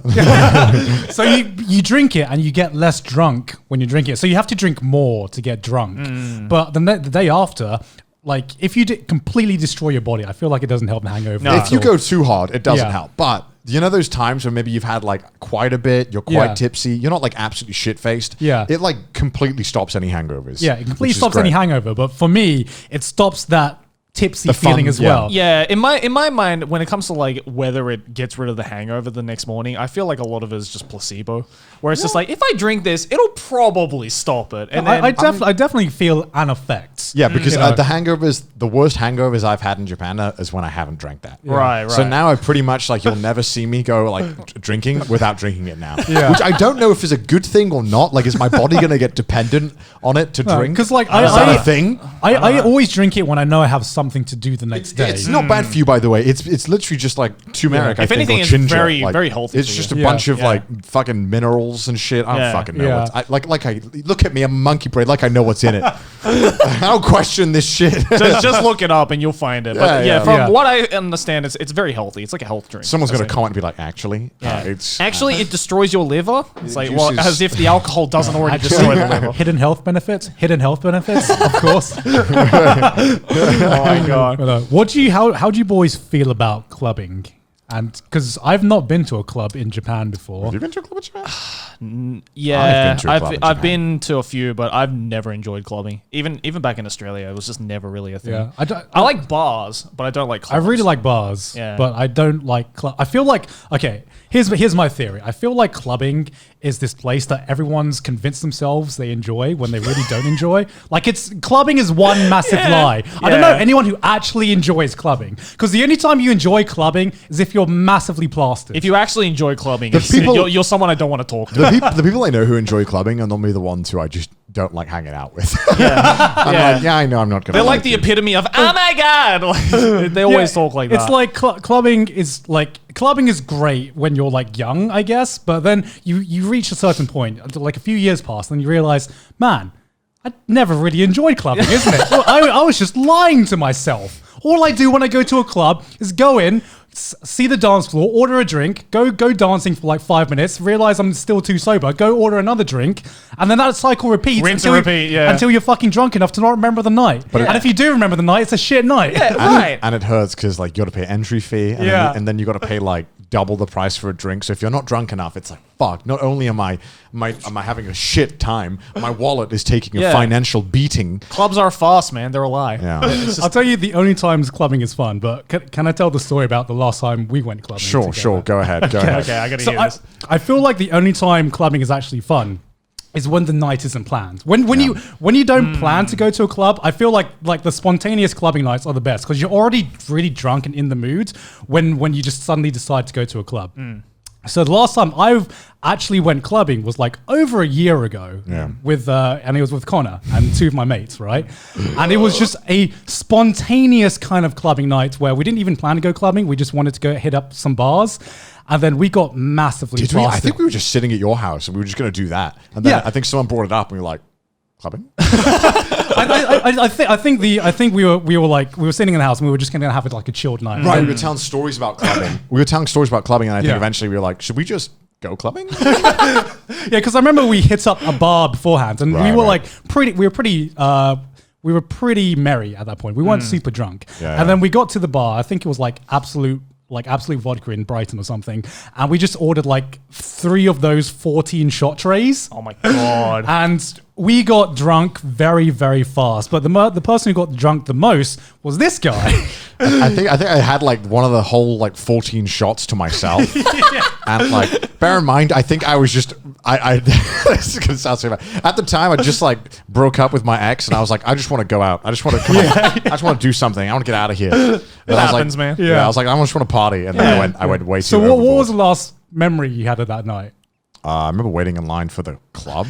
Alcohol abuse is bad, by the the way. We don't condone this. Yeah. This is a story not condoning. We're laughing about it, but we don't condone it. I've rarely do I get that drunk where I don't remember exactly what happened, which when I speak to Americans, they're like, that sounds scary. And I'm like, yeah. I mean, I'm around my mates, they'll take care of me. So after the bar, we clearly realized how drunk Connor was, but it was still like pretty early in the night. It was like it was like 10 o'clock, 10:30. The club had just opened. Like that's kind of the timing we're talking about. And we were like, okay, before the alcohol hits Connor anymore, we got to fucking get in this club as soon as possible. Yeah. So we line up just as the club was opening. Bear in mind, it's like a fucking Wednesday or something. No one was clubbing. No one. It was like just us. We were worried about how Connor was going to get in because he was clearly over the fucking limit. And if you know UK clubs, if you look like you're too drunk, they're just not going to let you in. Bouncers in UK are like the school bully. Like they're like they will take advantage of any power they have. So we were fucking worried. So somehow we managed to get Connor in this club. Okay. This is the best heist movie. So we managed to get Connor in and we're like, oh, this is it. We've done it. We've Mission Impossible. We've done Mission Impossible. Yeah. So then we go over to the bar, as you do in the clubbing experience. The first thing you go to is the bar, of course, and then we go to order our drinks. And so I'm here with 2 of my mates, and we each order our drink, and then we look around, and Connor's just not there. And we're like, wait.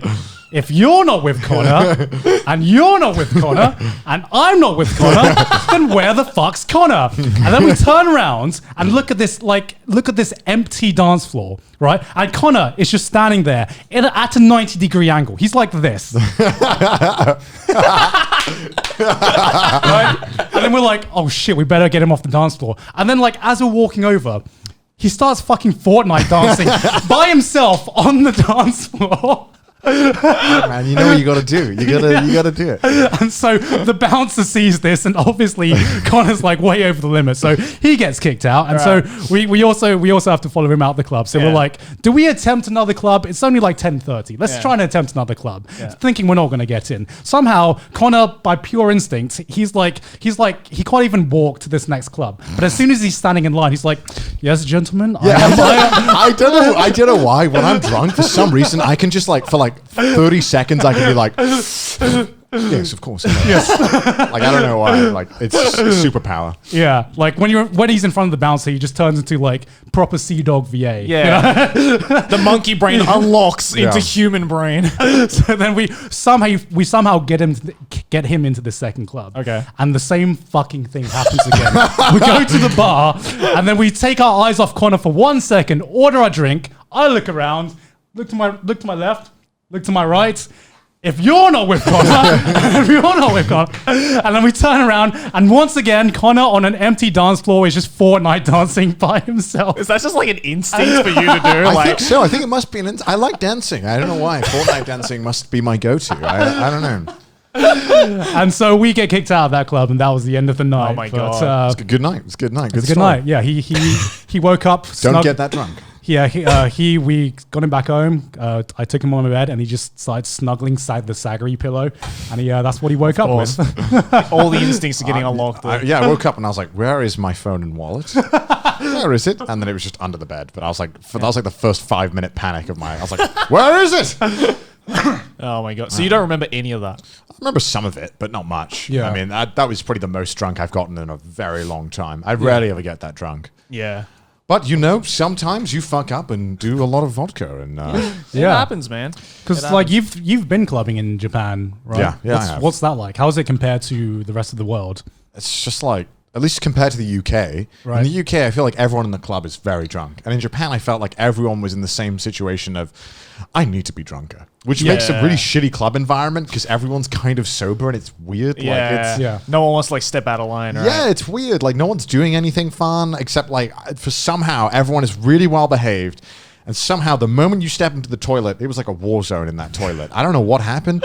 There was a dude who was like pissing and he was not even aiming in the urinal. He was aiming at the wall next to it and it was spraying. And I remember walked in and I'm like, I'm not getting blamed for this. I'm walking out. Because I know this guy was Japanese and I'm like, I'm not fucking with it. I don't want to be blamed for this. I'm not doing it. I'm the minority in this club. I'm like, I'm the foreigner here. I'm not getting blamed. I'm walking out right now. But yeah, no, it was so filthy. But the rest of the club was just like, fine. It was whatever. It was just a depressing situation, you know? I'd rather have been smashed Fortnite dancing alone any day of the week. Yeah, that's kind of a similar experience I had. I went to one club in Japan, and that was enough for me to be like, yeah.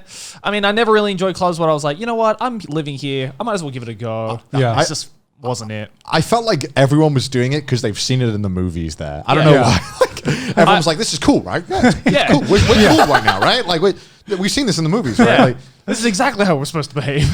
Right. Because I think the most different clubbing experience I've had is probably in Thailand.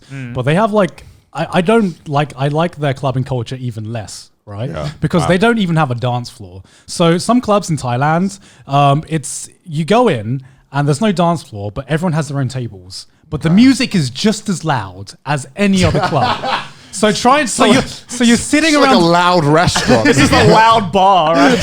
So you're sitting at, everyone has these private tables. So you can't even like, it's not a social environment where you can go meet other people or even like interact with other people. Yeah. You're with your mates, but it's so loud that you can't communicate with your mates. So all you're doing is sitting in this loud fucking room. I must sound like such an old guy now. The music was too loud. This was awful. But no.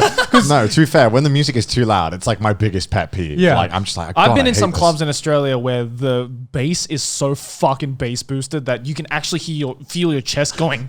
Dude, it's like this while you're sitting there. I was like, hey, how are you? My voice is so bassy as well that in clubs, like I cannot communicate. Like it just gets drowned out. I remember like university, if I ever tried to like hit on someone, they'd just be like, what are you saying? You know, Do you talking to me? Do you have that thing where you're trying to say something to your mate, but it's so loud, or your mate's trying to say something to you, and it just sounds like blah, blah, blah, blah, and you're like, sorry, can you say that again? You do it like 3 times as the magic number, and then the 3rd time you're like, oh yeah. Definitely. I'll be like, I don't know. Whatever they say.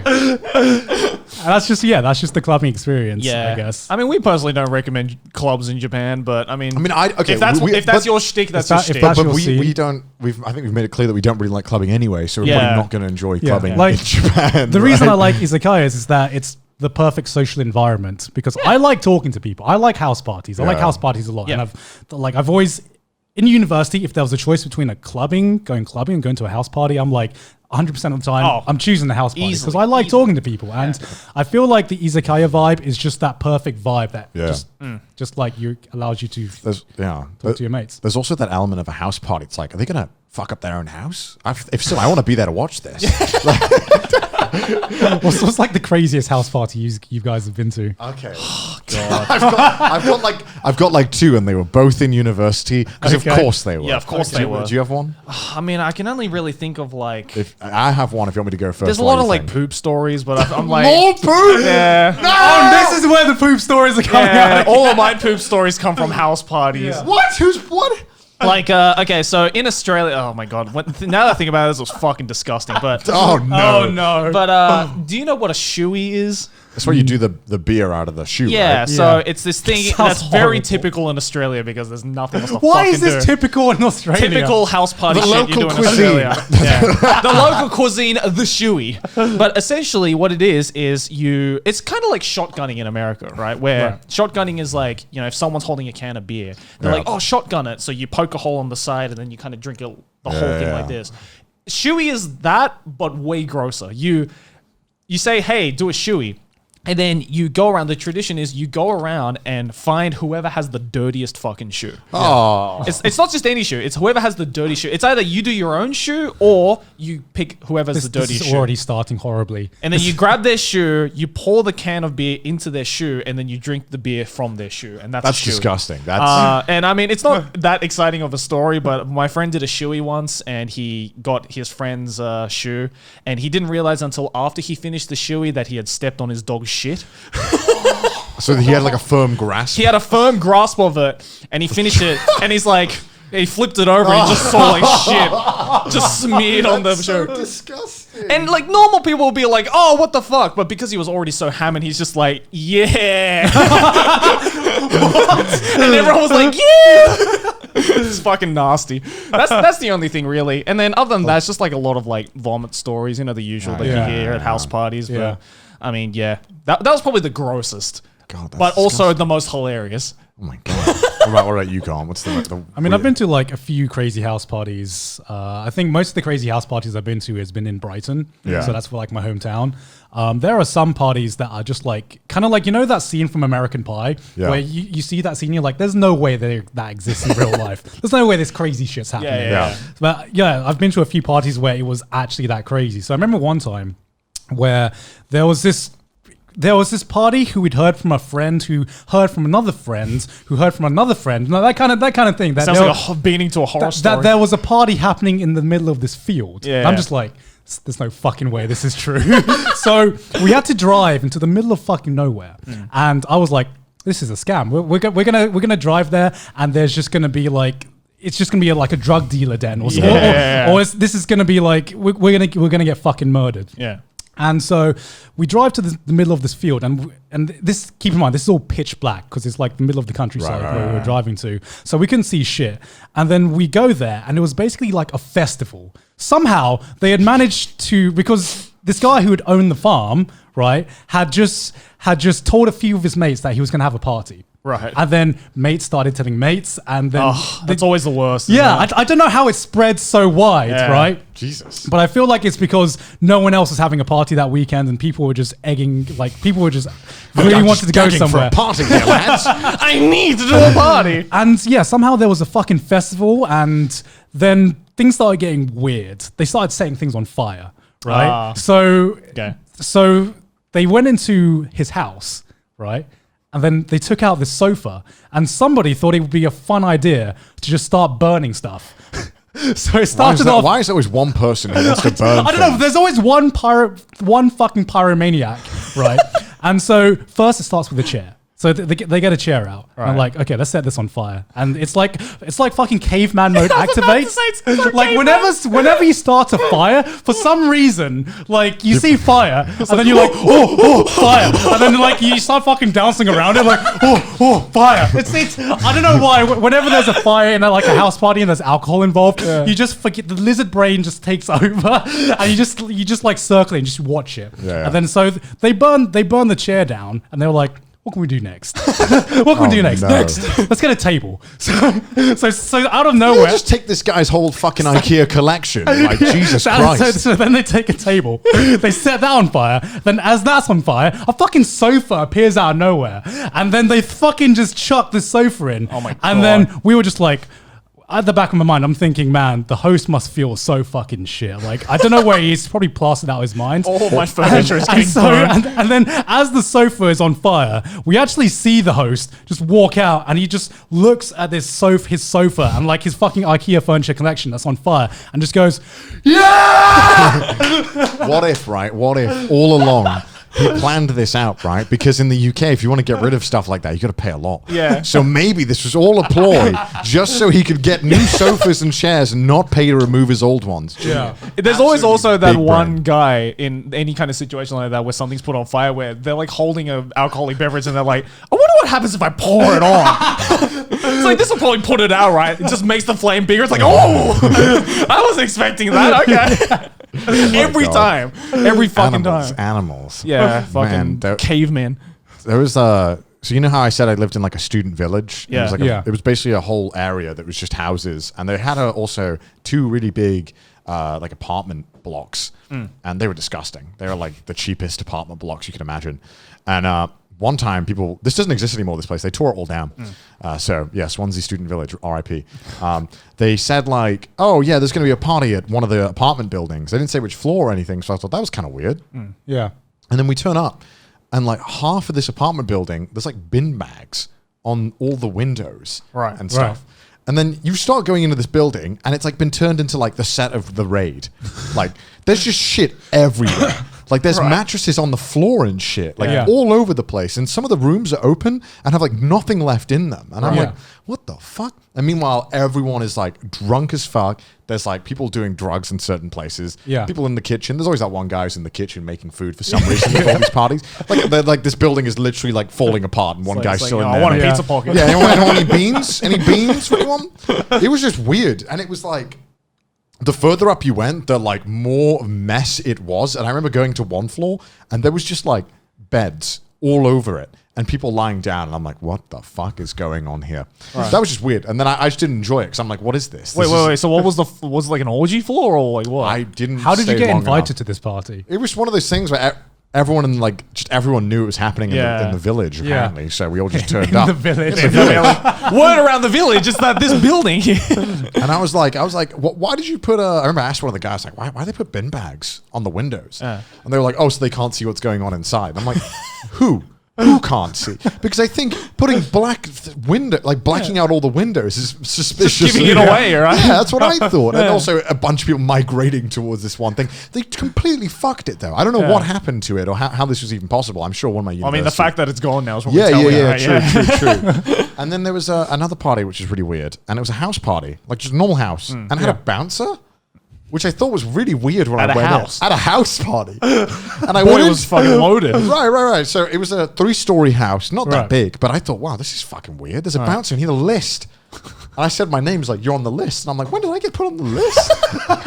What is this list? Yeah, I was like, who's arranging this list? Because my friend invited me, so he must have put me on the list. And then I got inside.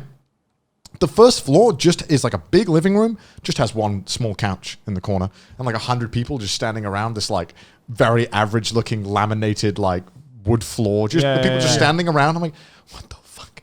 Why is there a bouncer? And then you go up the floors and it starts to get weird. As of course it does whenever you go up floors in these weird house parties. I remember I found out that I asked my friend, he was like, oh yeah, I paid the bouncer like £300 just for tonight. And I'm like, Why? Why? What would you expect to happen? Are you that worried? And then, okay, to be fair, and then I realized why he was that worried, because the second floor was just people having sex. Of course. That's actually pretty standard. That's pretty standard. That's pretty Like, standard. yeah. I was like, whatever. And I was like, okay, maybe I'm going to chill. Because the bottom floor was just really loud. And I was like, maybe I want to go to the floor where people are just chatting. Yeah. Right? So I go to the third floor. And that's where it gets really fucking weird. Because one of the rooms is like, what I thought it was like 5 beds, 2 bunk beds. And instead, they've just put all the mattresses on the floor. I don't know why people are doing this. Yeah. All the mattresses were on the floor. And like people were making out. And one of them had like, was doing like a needle. I don't know what he was doing. And I was like, oh, this is weird. This is really fucking weird. Jesus I Christ. am not going here. And so I was like, I asked my friend, I'm like, there's got to be somewhere else we can go. I do not want to stay here. There is someone doing what I think is heroin upstairs. Yeah. Like, can we not do this? Yeah. University is a mess. Jesus Christ. I never had any like that. Because No. I hung out with good Christian boys. Well, no, so do I. But sometimes you go to a party, right? Because you hear about a party, right? Yeah. You don't know what it's going to be like till you get there. Yeah. Until you see someone doing like hardcore drugs upstairs, and you're like, I'm not supposed to be here. I don't do this. I need to go to church. Yeah, with the house parties, the more stairs you go up, it's like the closer you get to hell. It's like the steps towards hell. It's literally the raid. It's like the opposite, right? It's like the further up you go, the closer you get to hell. It's awful because I mean you have no way of knowing in the UK what the party's going to be like until you Yeah. get there. And Yeah. if your friend's like dead set on going, you're like, all right, fine. because I've been to as many like dud parties where you go to and it's like, this isn't a party, this is a house gathering. Yeah. Yeah. With like prettied up alcohol. Right. You I don't never know. A party could mean like a come dine with me, 4 people making dinner for each other Yeah. experience, or it could be, a fucking orgy going on upstairs. You don't know until you get there. Jesus Christ. No one knows. My parents are probably terrified. They're like, what was Connor doing in university? I was not doing anything, mother. I was just, you happen to go to places and they fucked up. Yeah, it's funny because I had less crazy parties in university, but that might just be because of the university I went to, which was like University of Bristol, and because it's like a city campus, it's like University of Bristol was like in the middle of the city. There was like less going on because it was all like we're integrated with the normal people, the normal working people, so you can get away with less shit than if it was on like a campus. Right. Yeah, mine was kind of the same because Sydney Uni was in like the smack bang middle of like the city centre in Sydney. So, I mean, there was always weird shit that were happening in like the smaller campuses, but nothing like that. There was just so many rundown places, so it was like sometimes I think like locals would like see a party and then just like go in. Just go in. Yeah, I think that happened a lot. And Yeah, like that that's- makes sense. That's why I would never throw a house party that would just let anyone in. No, It's like, no. I don't know how, bro. Talk about the trust system, bro. That's like the other end of it, like the stupid trust. Like I remember if you were having a party and you told your close mates, especially in my school, because this was like before I went to university, but like in college, if there was a party, everyone in fucking Brighton would know about it somehow.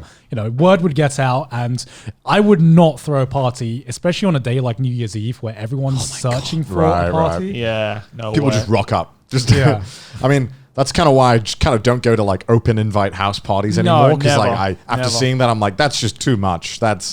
I'm not signing up for that. I don't need that in my life. Yeah, it's like if I wanted to go to a house party and like 4/5 of the people there are people I don't know, I'd rather just go to a club at that point. It's basically, it becomes the same thing, right? Yeah, like clubs are pretty bad, but at least there's not people doing like fucking hardcore yeah, drugs on the dance floor, probably in the toilet. That's them. I don't care. Connor can't even Fortnite dance. Yeah. Can't even Fortnite dance without people judging me. Me in the orgy room, Fortnite dancing. Oh, the mattresses are dance floors, right? We gotta dance, right? My God. My God. But have you guys ever been to the, I know it's a popular like tourist trap, wherever it's considered, but the Golden Guy in Shinjuku? Have you ever been there? I've been. A few Did you times. like it? No, No, not your thing? not really. You want to because explain what Golden Guy is? Yeah, so Golden Guy is like this, what is it, like 40 by 40 meters area, Yeah. if you will. And it's just like a series of alleyways, extremely compact. it's not even a block. It's like It's within the block, isn't it? Yeah, it's tiny, and Yeah. these bars all seat max 3 to 4 people, sometimes 2. Yeah. Depending on where you go, and it's really expensive. You pay like sometimes like $10 just to sit down, and then you only pay like $10 for a drink. Yeah. And yeah, it's a tourist trap because a lot of the time it's tourists, and also it's a very sketchy area. Yeah. And if you are a foreigner, there will be a guy who is very much watching you. And the moment they see you're foreign, they'll come up to you It's really fucking frustrating. 'Cause Yeah, sometimes I'm like, I went in there once just because I wanted to take my friend who had never been. Yeah. So I was like, okay, I'll experience it. And yeah, I was just like, man, this is just like a really cramped, super expensive drinking experience that you can get anywhere else in Tokyo. It's like if you see pictures of it, which will probably be on screen now, it's kind of like cyberpunk. How like I love going to Golden Guy just to take photos. Yeah, it's like that cyberpunk aesthetic where you just got these a lot of these buildings and a lot of these bars just like cramped together, and you don't even know how anyone could live in there, let alone operate a business in here. Because I can't imagine any of these bars getting maybe more than like 10 people a night, right?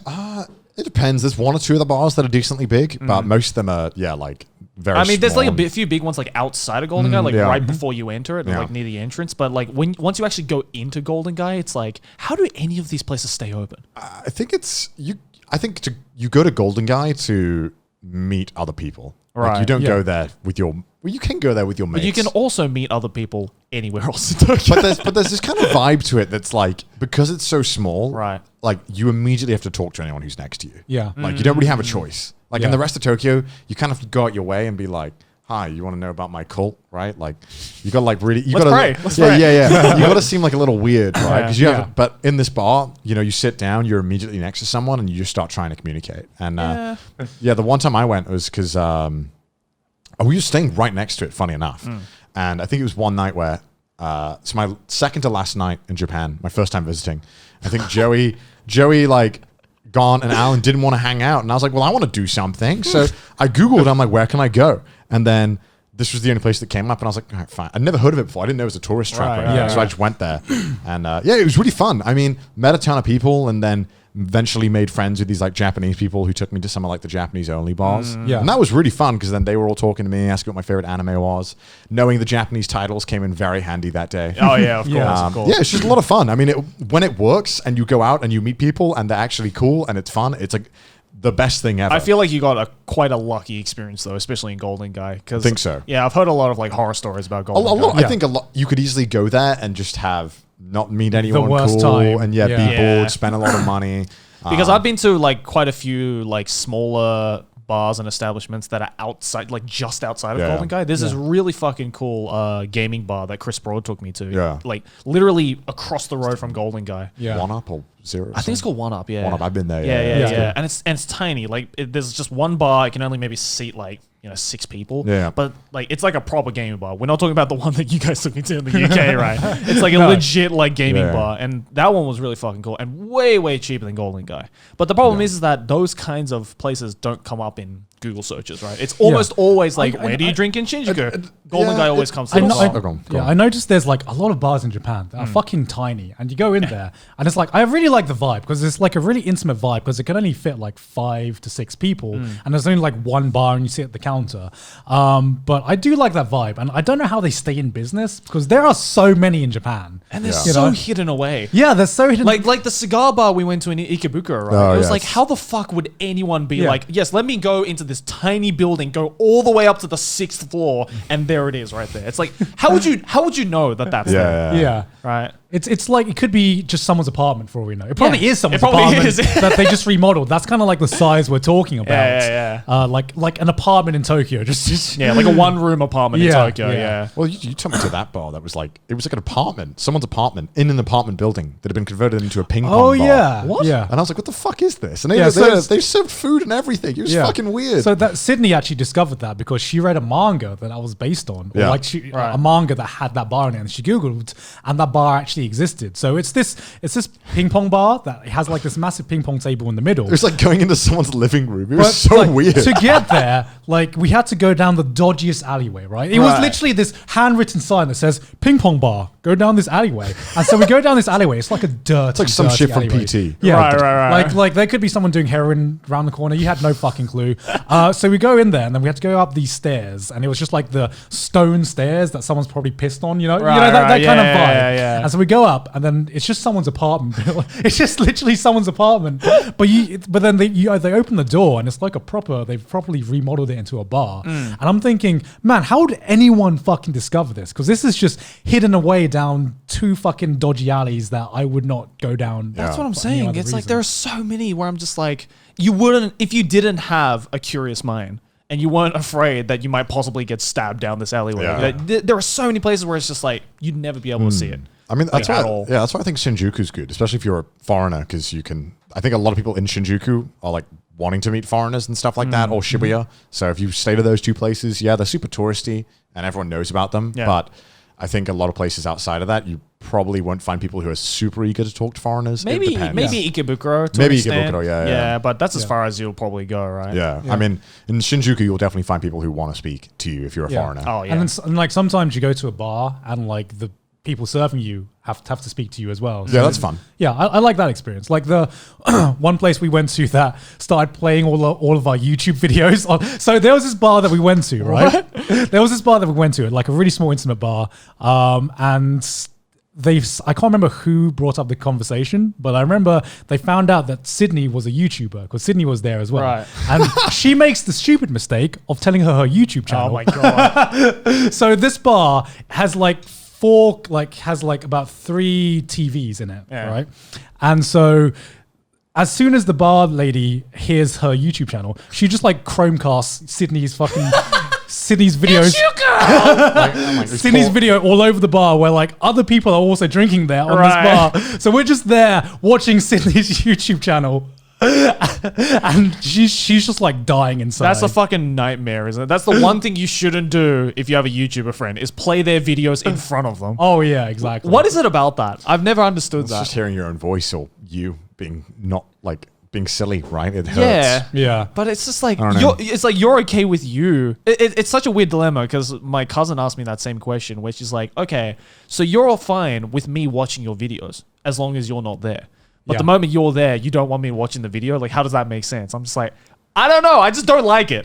Yeah, I just I don't don't like hate it. exactly myself. the same. Yeah. Like I hate it when I have to rewatch my video to like check it. Like, I'm fine with that. are you? Yeah. Because I'm just like, I man. used to not be, and then now I'm like, God, I love this video. God, I love God, this. I love that guy. I love this part. Damn it, Connor.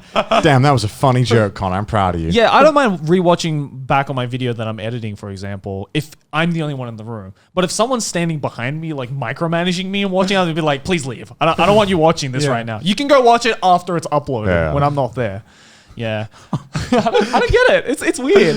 Do you remember the time that you accidentally deleted a video while we were out drinking? Oh my God. Wait, what? Do you want to tell that It story? was even worse. So, because what happened was we were at a friend's house, Yeah. right? And they were Chromecasting all my fucking videos to the Chromecast, and I don't want to watch my videos. This is about 2 a.m. in the night, so we were pretty drunk at this point. And so fucking bad. So it was my most recent video and had a sponsor on it. Yeah. Right. And so here's what happens, right? When you have the YouTube app and someone's Chromecasting and you're also connected, you can like you like move the video, like skip it, whatever.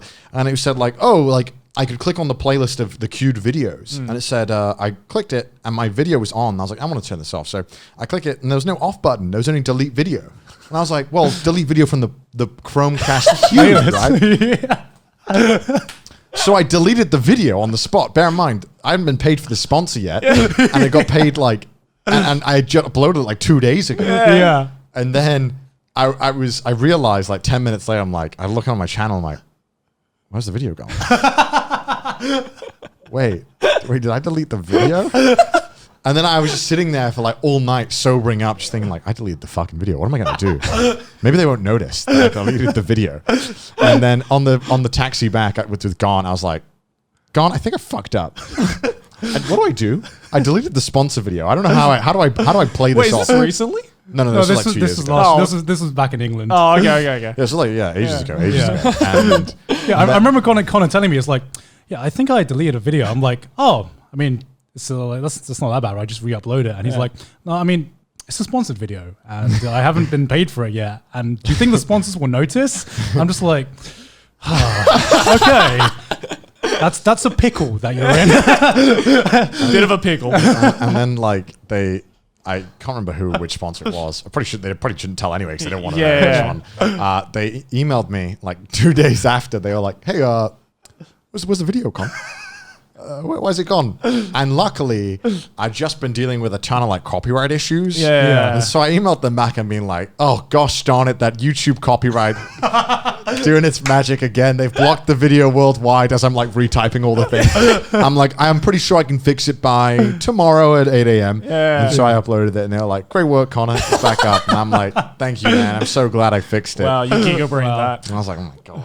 It's fucking sick. I couldn't be there. So yeah, I was really drunk. Oh, I wasn't even that drunk. I wasn't even like, Yeah. I was just like So lightly I was just being buzzed. really dumb. Oh yeah, I was just really fucking dumb. I just did it. And I was like, fuck. That's a bad thing that I did. Can you please play me? Oh my god. I got paid for it in the end though. That's good. That's a YouTuber's worst nightmare though. Yeah. Deleting a video, not so bad, but having to explain to someone Why you deleted Yeah, it. I think it's like, you know, when you have to explain to your parents that you fucked up in some kind of Yeah. way. Yeah. And you're like, man, I really have to hype myself up to just explain to mum and dad why this thing has happened. Oh my god. That's terrible. But going back to Japan nightlife. Yeah. How do we keep going off on these fucking tangents? It's fun. Let the tangents happen, Yeah. Jerry. Yeah, All the no, fun stories. I'm okay with it. I'm okay. Yeah. I'm just impressed at ourselves that we can tangent that fucking far away Yeah. from whatever it is that we're talking about. But one place I like to go to a lot is Baggis. Oh yeah, I like Baggis too. Have you been to Baggis? I have not been to Okay, fuck you okay. not been Because to I was saying Baggis? before that I was like, I didn't remember if it was you or Connor who hasn't been to Baggis. I've been Baggis plenty of But times. yeah, so Baggis, to explain, is it's like a darts, pool, ping pong. There's more other stuff as well. It depends Yeah. on like some. It's some a manga places- cafe as well. So basically, where I did the manga cafe video, that's a Baggis. So they have a bunch of different Baggises. Sometimes they focus on the manga cafe side of things. Sometimes they focus on the pool and darts bar side of things. But basically, it's this like 24/7 establishment that's where you can just go in, like get drinks and just hang out and, you know, play pool and stuff like There's a that. ton in Shinjuku and Shibuya. Yeah, a lot. But I'm surprised you haven't been. I don't know. I don't think that's... Yeah, I don't know. I just haven't been. Yeah. It's I think it's one of those places because you want to spend at least 2 to 3 hours there, and Easy. you don't really want to do it before your meal. You don't really want to do it after your meal because that's like best drinking hours. Yeah. So it's normally like, you know, gets to 1 a.m. You're like, what do you guys want to do? I don't want to keep drinking that much. Like, I guess we can go Baggis. Yeah, exactly. It's fine. I mean, it's kind of pricey though. It is a little. If you're there for like 3 hours, that shit adds up fast because Yeah, they charge you per I think- half an hour, I Yeah, believe. half an hour, and then you're buying drinks on top, which the drinks are kind of a little pricey. I mean, you can Right. get all you can drink though, of course. Can you? I don't even know that. Yeah, you can do all you can drink at a Baggis. Yeah, But again, you have to be prepared to stay for like at least 2 hours, right? Yeah, because I know they do a package that's like the till the sun like comes up Yeah, package yeah, where yeah. it's like 1 to 6 a.m. Yeah. Yeah. and it's quite cheap, but obviously you're committing. Yeah, but it's Yeah. like it's like I'm gonna stay up till 6 a.m. to play pool. There's only so much pool you can play before you're like, this just isn't fun anymore. we both aren't good at pool, and we've Yeah. been doing it for 30 minutes, and I'm starting to think I don't like this. I, don't, I feel like I get better when I'm drinking at pool.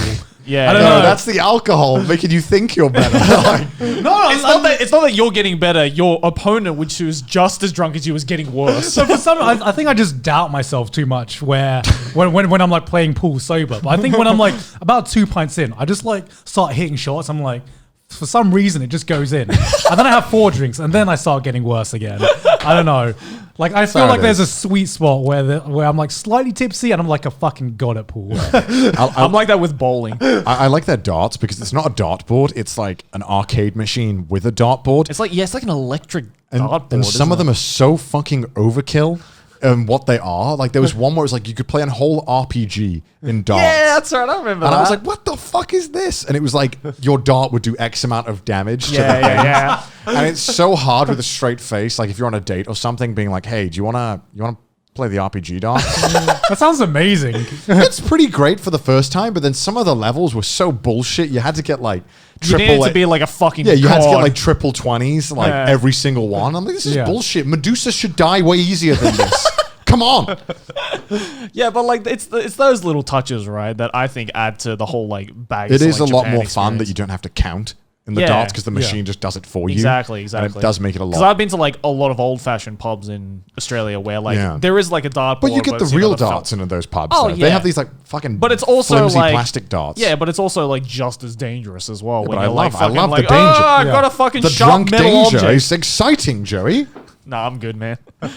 Too old for this shit. I mean, you meet those people in the UK that are like 4 pints in and getting nailed. They get like the peak performance out of 4 pints. It's insane. I'm like that with bowling. I fucking suck at bowling while I'm sober, but I've quickly discovered the other day that if I drink like 2 or 3 pints before bowling, I can do like a fucking turkey like no tomorrow. It's because you just don't think. I'm just like, throw ball at pin. I don't know why, but I think bowling is like the most depressing activity out of all of the activities. Really? I think so. I feel like bowling with alcohol is fun. It's fine. But bowling without alcohol is boring. I feel like I like bowling because I didn't really play it growing up. Yeah. Like I know like it's you're either the kid who fucking used to bowl all the freaking time for fun, or you were that one kid who would only ever bowl like bowls for fun.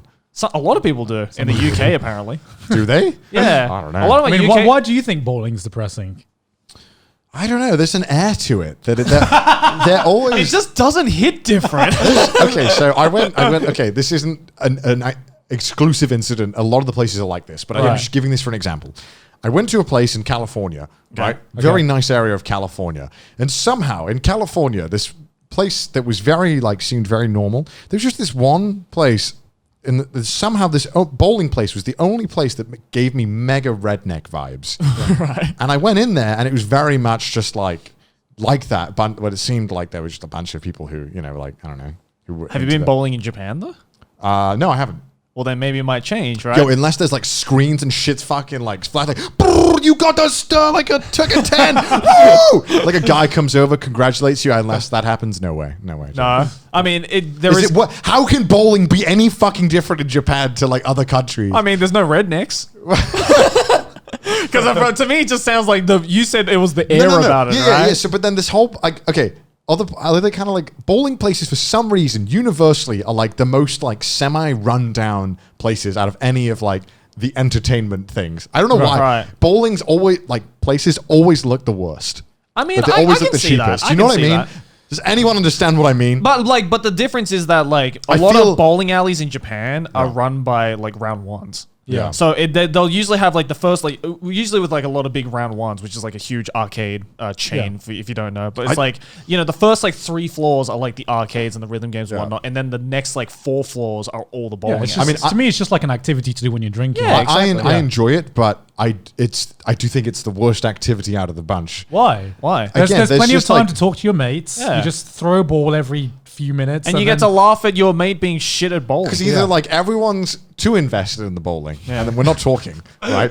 Or nobody's invested in the bowling, and the moment then that's not the kind of people you should be going bowling with. What do you mean? How? Okay, tell me the perfect level of bowling ratio to conversation ratio I should be expecting. Because what happens is, and this happens every single time you go bowling, right? Yeah. Everyone's talking. Oh, it's my turn, but I was in the middle of a fun conversation. I don't really want to bowl. So you just fucking throw a meh bowl. Yeah. Because you're already 10 points down. You're not going to win this one. You're not going to get a strike. Let's be realistic. Because you're kind of shit at bowling. Right. And, then someone, or sometimes you, okay, so then, sorry, I'm losing my... If I'm getting tilted over bowling.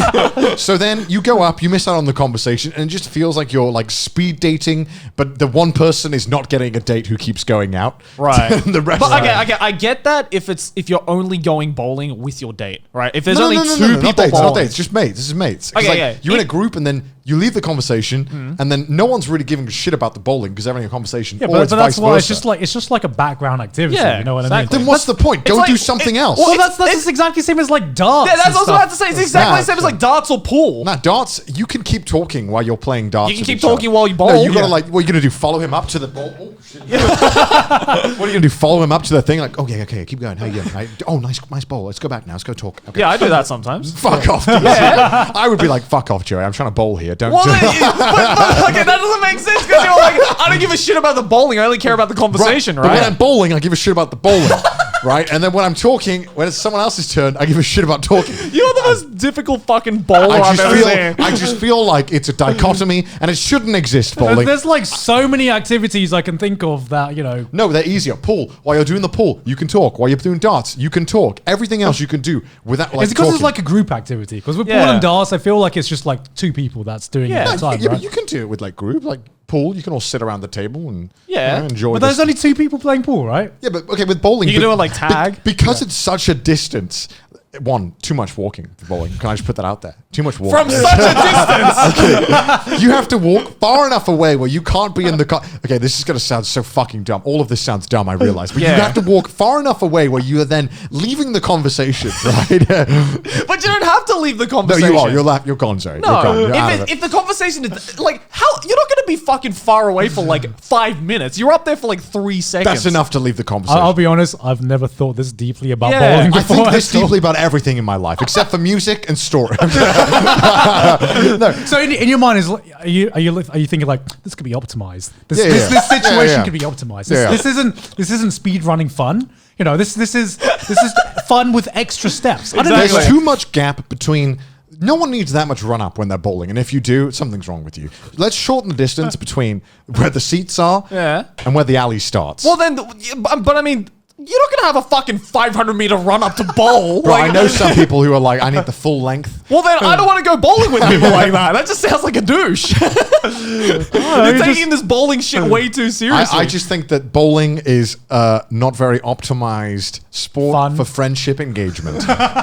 I'm going to put that out there. I just think it's not the best. What can I say, gentlemen? I mean, I don't know. I've had because I've been bowling with just I'm sure like there's one some people friend. out there that are like, Connor knows what he's talking about. He's not monkey brain. Yeah, well, they're the kind of they're people who I always- don't want to go bowling with. Because I don't know. There's always going to be those comments because they're going to be Also- like, "Oh, I'm not alone. Yeah, I need also- to speak up." Finally. Also, bowling feels like an activity where I shouldn't have to change my shoes. You know what I mean? It's that Right, level yeah. of activity that isn't serious enough to warrant me changing clothes. Okay, Do you know what I mean? I will Yeah. admit, the shoes part is kind of bullshit. Like, Yeah. it's not like you're going rock climbing or something, Yeah. right? Like, where it's like, I understand I need to bring, like, Yeah. flexible clothing, right? Yeah. It feels like an activity that shouldn't require me changing clothes. And I hate the fact that you always get the most disgusting, rancid shoes that feel so, okay, sure, they fucking spray it. They give it a little Yeah. alcohol spray. Like, that does fucking anything. This shit is disgusting. Okay, to be fair though, Japan is really good, right, with their cleanliness and stuff like that. So Still. I've never gotten. I've had that in Australia Still, where like I don't want to fucking wear my fucking Where's Waldo shoes while I'm talking to my friends, eating the most pathetic fries in existence that have been half cooked while we have a half good conversation and overpriced alcohol. I just think bowling needs to be done better, and it's depressing as fuck. I don't know why. it looks like Who someone's hurt- had childhood Who trauma at a hurt you, bowling Connor? alley. Who hurt you? Show me on the Okay, door where. okay. Show me on the door where bowling touched you. show me on the bowling ball. Okay, no. Because My closing statement on bowling. there's a question I need to ask you. Okay. Because have you had bad bowling experiences when you were a kid, or is it something that you This developed is something as that, as as I an become an adult? adult, this became a thing. Okay. Right. But now that I have that thought now where I was like, you know what? I just realized, because bowling places always had arcades, right? Yeah. I had more fun in the arcades than I did bowling whenever I went bowling. So what does that say about bowling? Right. Because, when there was like, if you would have a party with like 12 kids, you were waiting a long I don't. fucking time. I for your feel turn. like you don't Yeah. enjoy bowling for the same reason you skip stories. It's because there's this. Yeah, this, like, I want the there's, like- gameplay. If you could just bowl 10 balls in a row and just like and then done? have Yeah, conversation. yeah. I'm sure you would enjoy it there. Yeah. But you're just like skip. I think Like, skip the other player. skip. I think because it's like, I don't know if you're like this, but when it's like not my turn, I have like a tiny bit of anxiety of like, fuck, when's it going to be my turn? I don't know when it's going to be my turn. When am I going to get called out? I don't want to be that Not ass. that serious. No, I know it isn't, but this is the thing. I'm literally throwing balls down an alleyway. Someone out there viewing will like experience this where you're just like, yeah, it's kind of anxious just not knowing when I'm gonna have to fucking stand up and throw something. like I just like to know that, okay, I'm gonna just do it and then I can come back. You're treating it like it's a fucking quick time event. Like you I am, can I go am. up whenever you want. I just want to talk to my homies or play the arcades. Can we separate them both? Well then maybe you'll enjoy bowling if it was a one-player game. Where you can just wait bowling by yourself Yeah, and be bro. like, finally, I You know- get all okay, of the turns. You know what my best experience bowling was? What? Wii Sports. That was the best bowling. You know why? No waiting. I could just throw yeah, that shit. and it's 100% optimized. Yeah, right? and you had that 100 pin bowl. That shit was fun as fuck. I love watching YouTube videos of people getting like the 1,000 pins. Yeah. Shit's amazing. It feels good. Well then maybe we should do that. Just Wii bowling. Yeah, just wait bowling. No, because I still got to wait for you to do your turn. I don't like that. Yeah, but you can skip it if you want. Skip Joey's turn. Yeah, skip. Oh my God. Yeah, I feel like talking to you for enough times. I'm like, yeah, I kind of get the monkey brain now. I'm Yeah. like, it's starting to make sense. I'm like scientifically Yep. dissecting how your brain works. I just think because like something like pool or darts, you're constantly like talking and next to each other. It doesn't really fucking matter when it's my turn. But bowling, Yeah. because it's like, all right, I have to walk up and Well, why don't you I walk have up with them? And also, okay, I'm not going to lie. I'm not a big fan of having to pick the ball. I'm kind of sick of doing that. Like, because you've been there, right? That one place where they don't have your fucking hand size. It's like it's either too fucking big where it feels like you're trying to grab like 3 fucking food containers, like large, or it's like, yes, I want my fingers to be crushed to death and potentially just dislocate my finger when I throw this. And you know it because you've been to a place like that. No, right? I haven't. Fuck off. That's why I'm laughing because What? You haven't? because come on. I feel. Come on. You've been to a place and you're like, I can't enjoy this bowling because none of these fucking balls fit my hand. Well, the one thing I will say about bowling is that no matter ball you choose, somehow it just doesn't feel right. It never feels good. like you pick a ball and you're like, this feels right, and then you throw it and like, ooh, that didn't feel good. Let me go for the smaller one, and then you throw it and you're like, no, that feels too light. So you go for the bigger one again, and it just, I don't know, it just You never get the right one, and it's never satisfying. You're in a constant state of like anxiety to be like, You guys must have gone to some shit and bowling alleys. they don't fucking clean those bowling balls on the inside either. Okay, that's all the more reason I want to take you guys to a Japanese bowling ball because every single thing that you guys have been complaining about the bowling experience, I feel is completely get rid of. I feel like I'm in the middle for this. Like, All right. I don't hate bowling as much as Connor, but if I would like to make a tier list, bowling's like a good C tier. Yeah, it's definitely one of the worst. Yeah. It's, Okay, I'm not gonna say that bowling is like an S tier experience or anything. It's Like like the it's probably fairy- like a B tier for me as well. You must say it's the fairy tale. It's like the fairy tale of entertainment sports. Like it's just mid, man. Bowling is mid. Remember, I went on a date when I first got here, and they wanted to go to Baggers. So I was like, yeah, sure, we're Baggers. And then in the back of my head, I was like, yeah, I'll take it easy on you. And then I just started like fucking destroying them in pool. And they were like, oh man, I guess I got lucky. We started playing darts. I started just fucking crushing them in that. And I'm like, yeah, good, know your place. I'm joking. Wow. No, she beat me in darts. Yeah. Oh my I god. just like, does the word casual like mean anything to you? Like just playing casually? Bowling is a casual player sport. I don't like bowling. It's because you can't win in it, Connor. Can't win. Maybe that's why, because I fucking suck at bowling. Maybe that's why I hate it. Yeah, actually, I always wanted to ask you, like going back to the monkey brain thing, Yeah. like your opinion on gameplay, and we've had a few comments about this. Yeah. Why don't you like fighting games?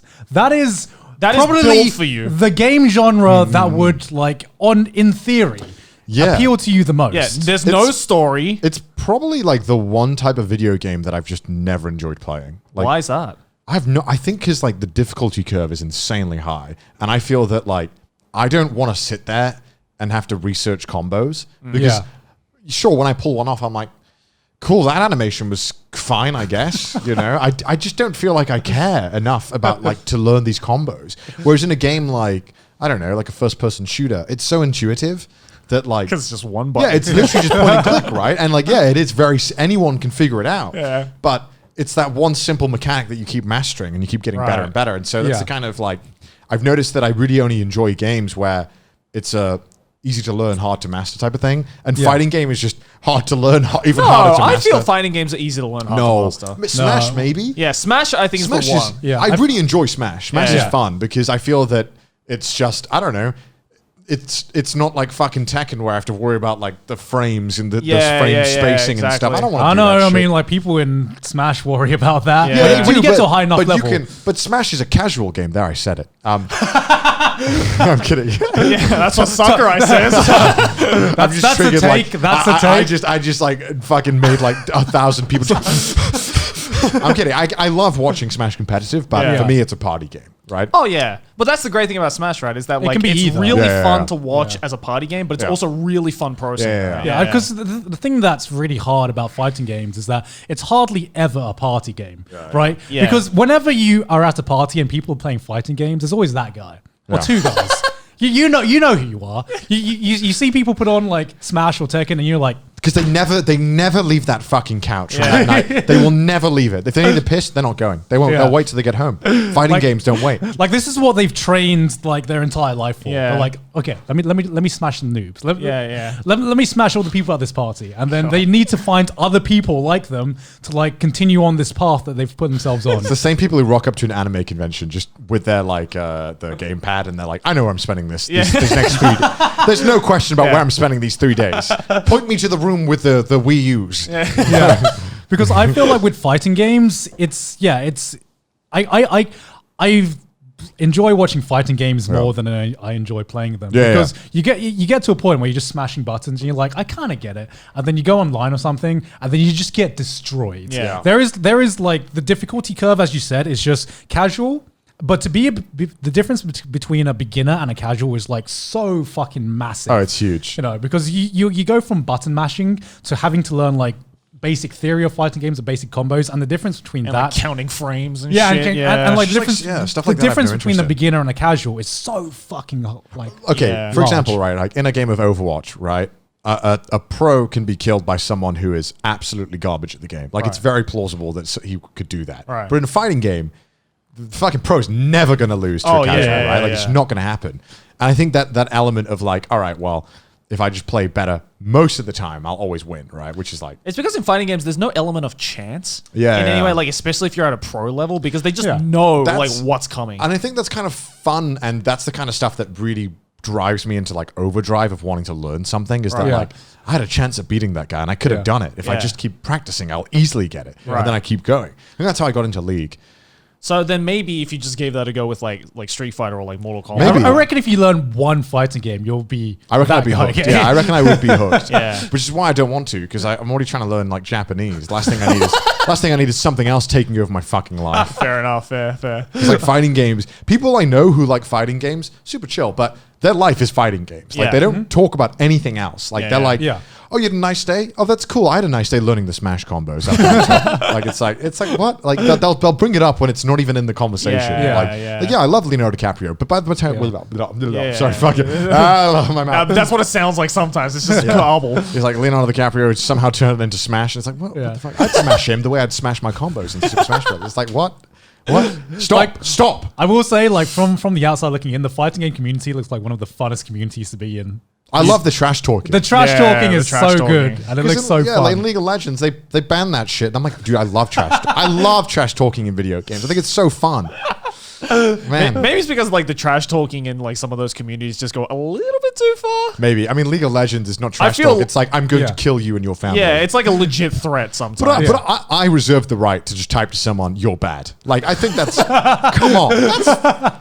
Someone can do it to me. I won't mind. It won't ruin my day. I'm not in a like sense, that's one of the worst ways to trash talk, right? If you just someone just typed in "you are bad" yeah. in chat, lowercase, it's like, how dare you? It's like the worst type of insult. So I competed on the like one time they did a gaming tournament for my universities, and Yeah. I was like really fucking good at COD. And so You're one of those kids, huh? yeah, I Yeah. competed on that. So Of course, I mean, of course, you're a Call of Duty kid. Of yeah, course, actually, you were. so there was this thing.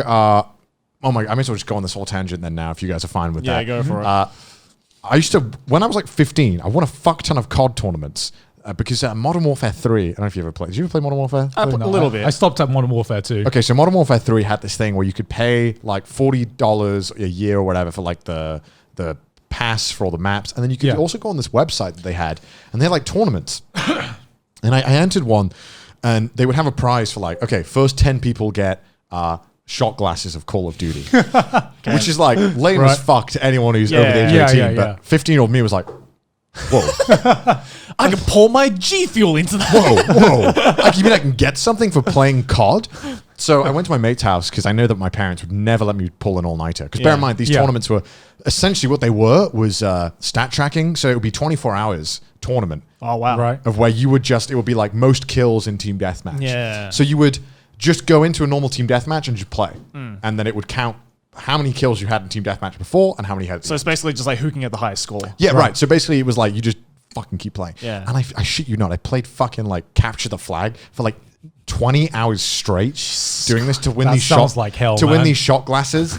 And I was like crippled after it. I was like, it was worth it. I came like I'd won so many at that time that I was able to go to sleep confidently, knowing that no one would be able to like overtake Right, me. right. I think I came like third or something. So I won. And then what happened was that it all changed.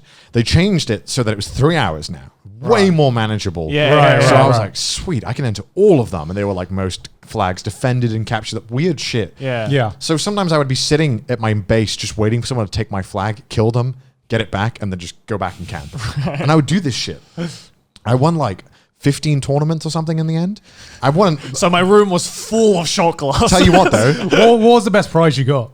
iPad Pro at the time. Oh, wow. An iPad when I was like 17, the Yeah. brand new iPad at the time. Yeah. My mum thought that I was like a drug dealer because she was like, "What the fuck?" Because all this stuff turned up. Yeah. I won this fucking huge poker set, wooden poker set. They only made Right. 250 of them, Right. And I still have it at my house because I couldn't sell it because Yeah. it was worth about £700. Jesus. It's a wood box like this big, and you open it up, and all these like wooden poker chips, handcrafted Yeah. COD decks, dealer chips, metal, immaculate. I'll show you pictures; they'll be on screen right now. It's Yeah. crazy. Yeah. And I was doing these for ages. I won like 3 skateboard decks. I don't skateboard. What the fuck's I gonna do? A hoodie. 2 coaster sets that I still use, actually. Funny enough, metal coasters with like COD skulls on them. Real fucking cringe stuff. One like wall decals, which I couldn't fucking use. I sold most of the stuff on eBay. Right. But yeah, I won an iPad Pro, which is the one time. Yeah. And then I got banned from competing. Why? Because you were too good? No. So the rules were not well defined.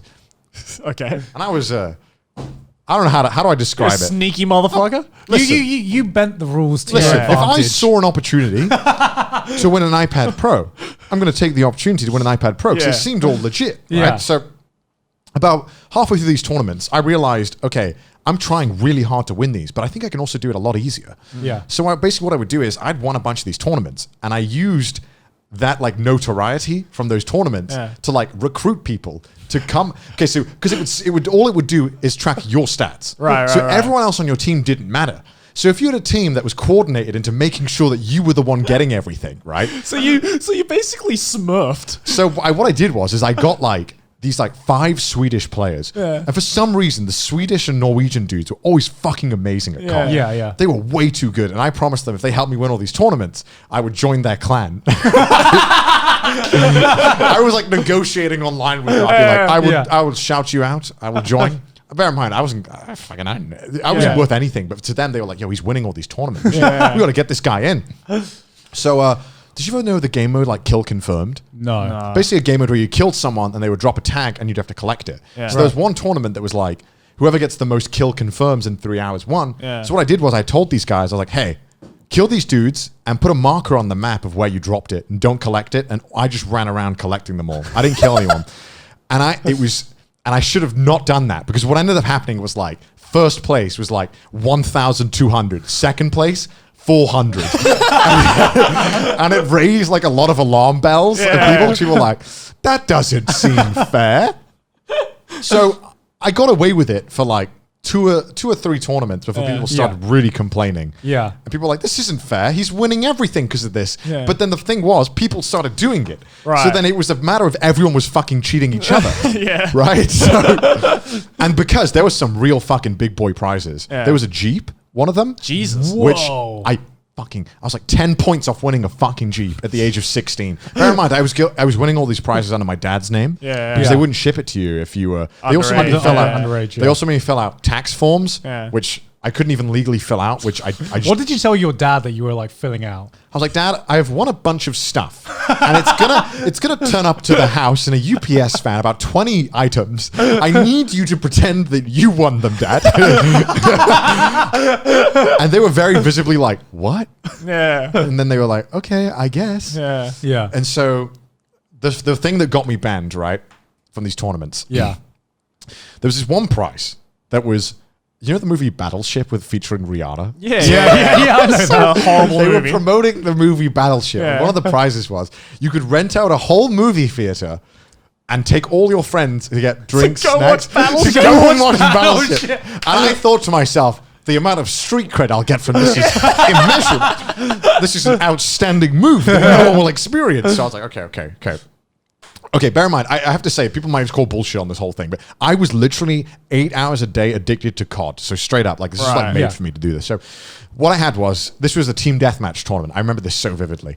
And in team deathmatch, you have to kill them. Yeah. So what I would do is, I would ask my friends to go around with riot shields in COD. Do you ever play it? Yeah. Don't kill anyone. Okay. Yeah. If you can, trap them in a corner, tell me where they are, I'll come over and pop them in the head. Right. So what we would do is, right, I coordinated It's like it. a mafia movie. It was literally So right. what like incentive did you give them to like follow everything? you Fucking said? nothing. I was keeping this help order. me. I was keeping this order myself. I never ever told them once I was going to help them do it. Right, Like, right, right. I was just like, I'm just going to take the prizes and you guys can help me. And they were like, Yeah. all right, Okay, sounds good. That sounds like a good deal. That sounds like a great. I do remember thinking so the Swedish dudes, they had a reason, right? Because they said I would join their team. I did join their team, and we won a lot of tournaments. But a lot of the other people who helped me out had no incentive whatsoever. I think they just wanted to just have fun. And it was entertaining as fuck to just go in and do this. Yeah. And I won some of these tournaments on my own, but I was sweating my ass off. Like I would have to really play my best. And so I thought, why do that when I can just get it secured? I mean, it's in the rules. There's no rules against Work it. smarter, not harder, right? Right? I was like, why am I sweating when I can just guarantee the W, right? Like,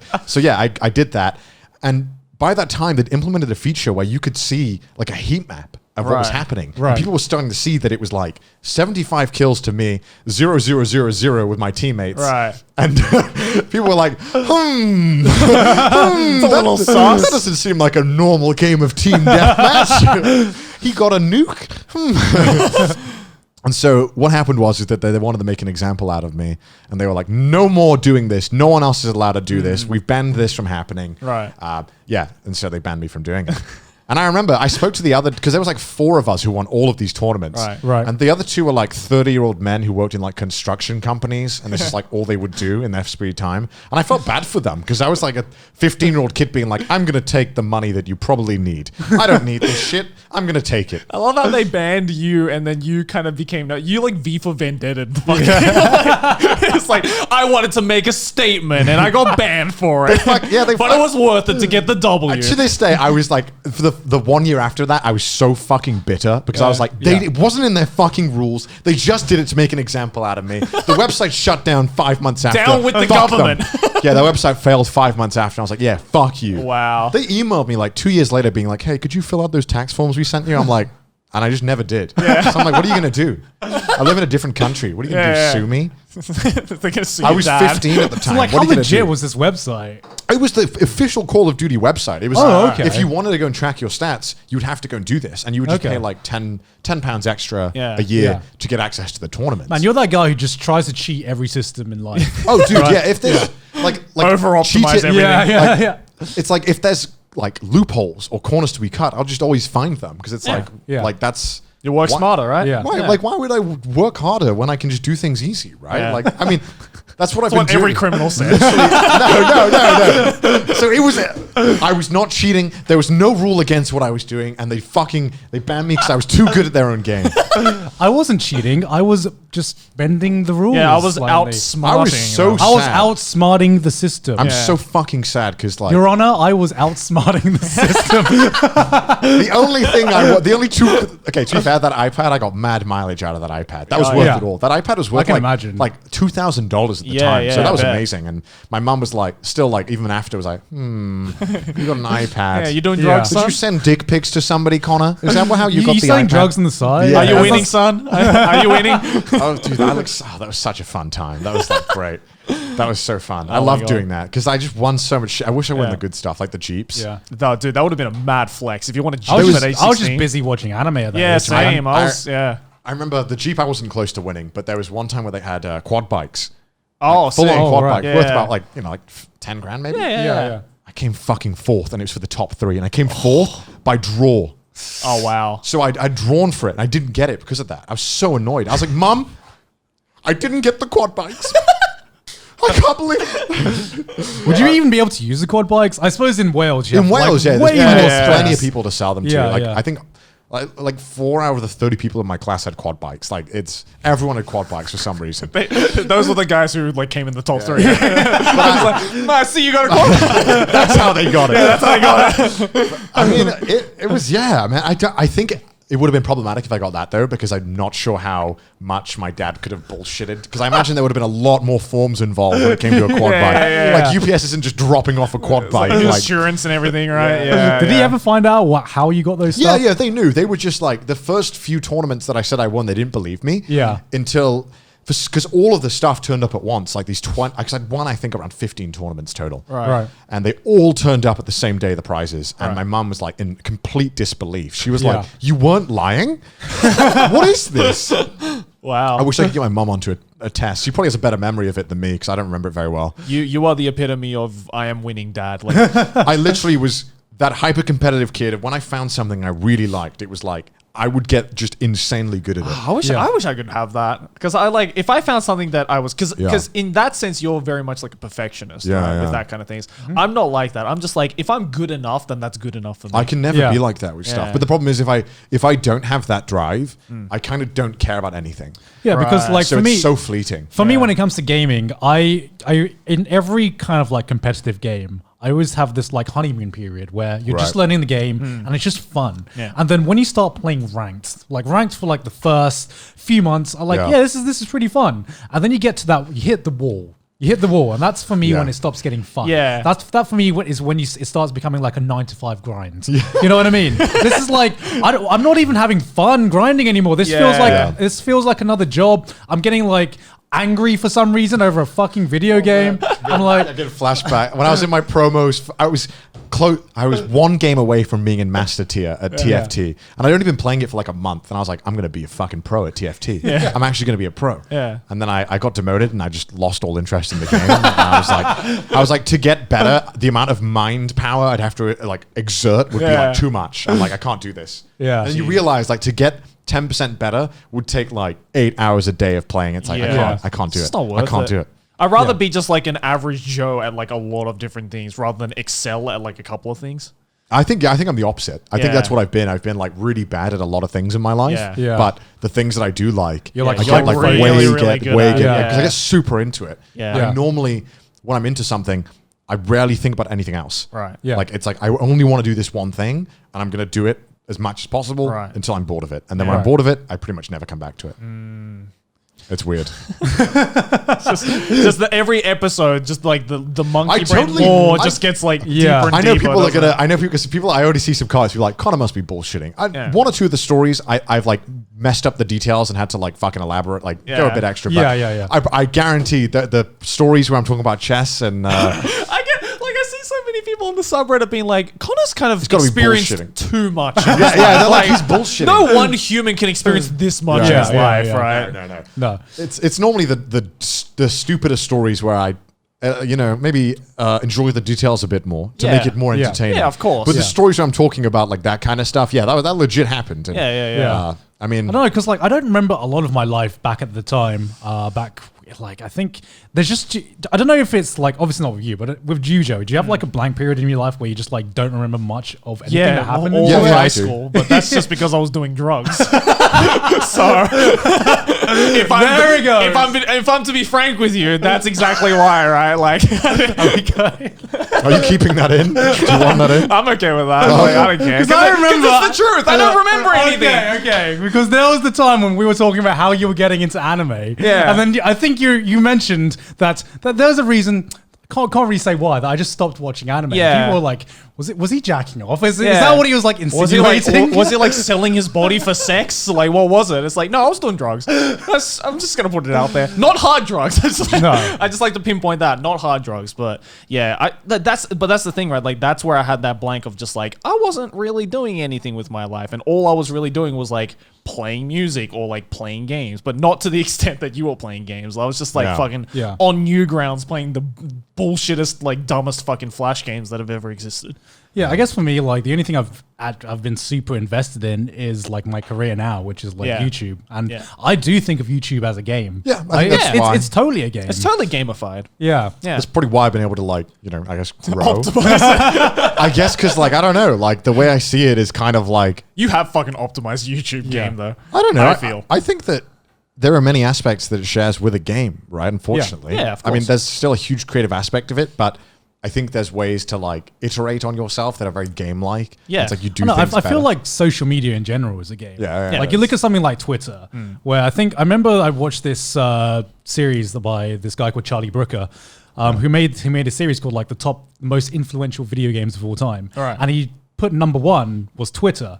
And like at first I was like, what the fuck are you talking about? Twitter isn't a game. And then you think about it where like, oh yeah, you play an avatar online to farm numbers, and the more you get into it, the more numbers you farm. Yeah. And I'm just like, he's kind of got a point. Because like, Damn, he's right. Yeah, nobody really, you're like playing a version of yourself, but it's not like you don't show all of yourself online. No one ever does show themselves online. Yeah, you got to optimize every tweet you make, right? Yeah, Like, exactly. do I phrase it in this way? Like, is this funny thing to tweet? Like, or I don't know how some people can fucking tweet like 50 tweets in a day. I don't think I have 50 tweets, like 50 thoughts in a day, let alone like 50 fucking... Remember when do you ever get those moments where you're like, oh, I want to find that one funny tweet from that account, and then you're scrolling and scrolling and scrolling. You're like, oh, it's only been 7 hours ago of tweeting. What the fuck? Stop tweeting. You tweet too much. it's like how many? That's the thing. It's like, are you just that kind of person where you just can't like think about the thought to yourself? It's like I have have to put this out into the world. Some people get like a fucking coffee at Starbucks, like, I got a coffee from Starbucks. Oh my god.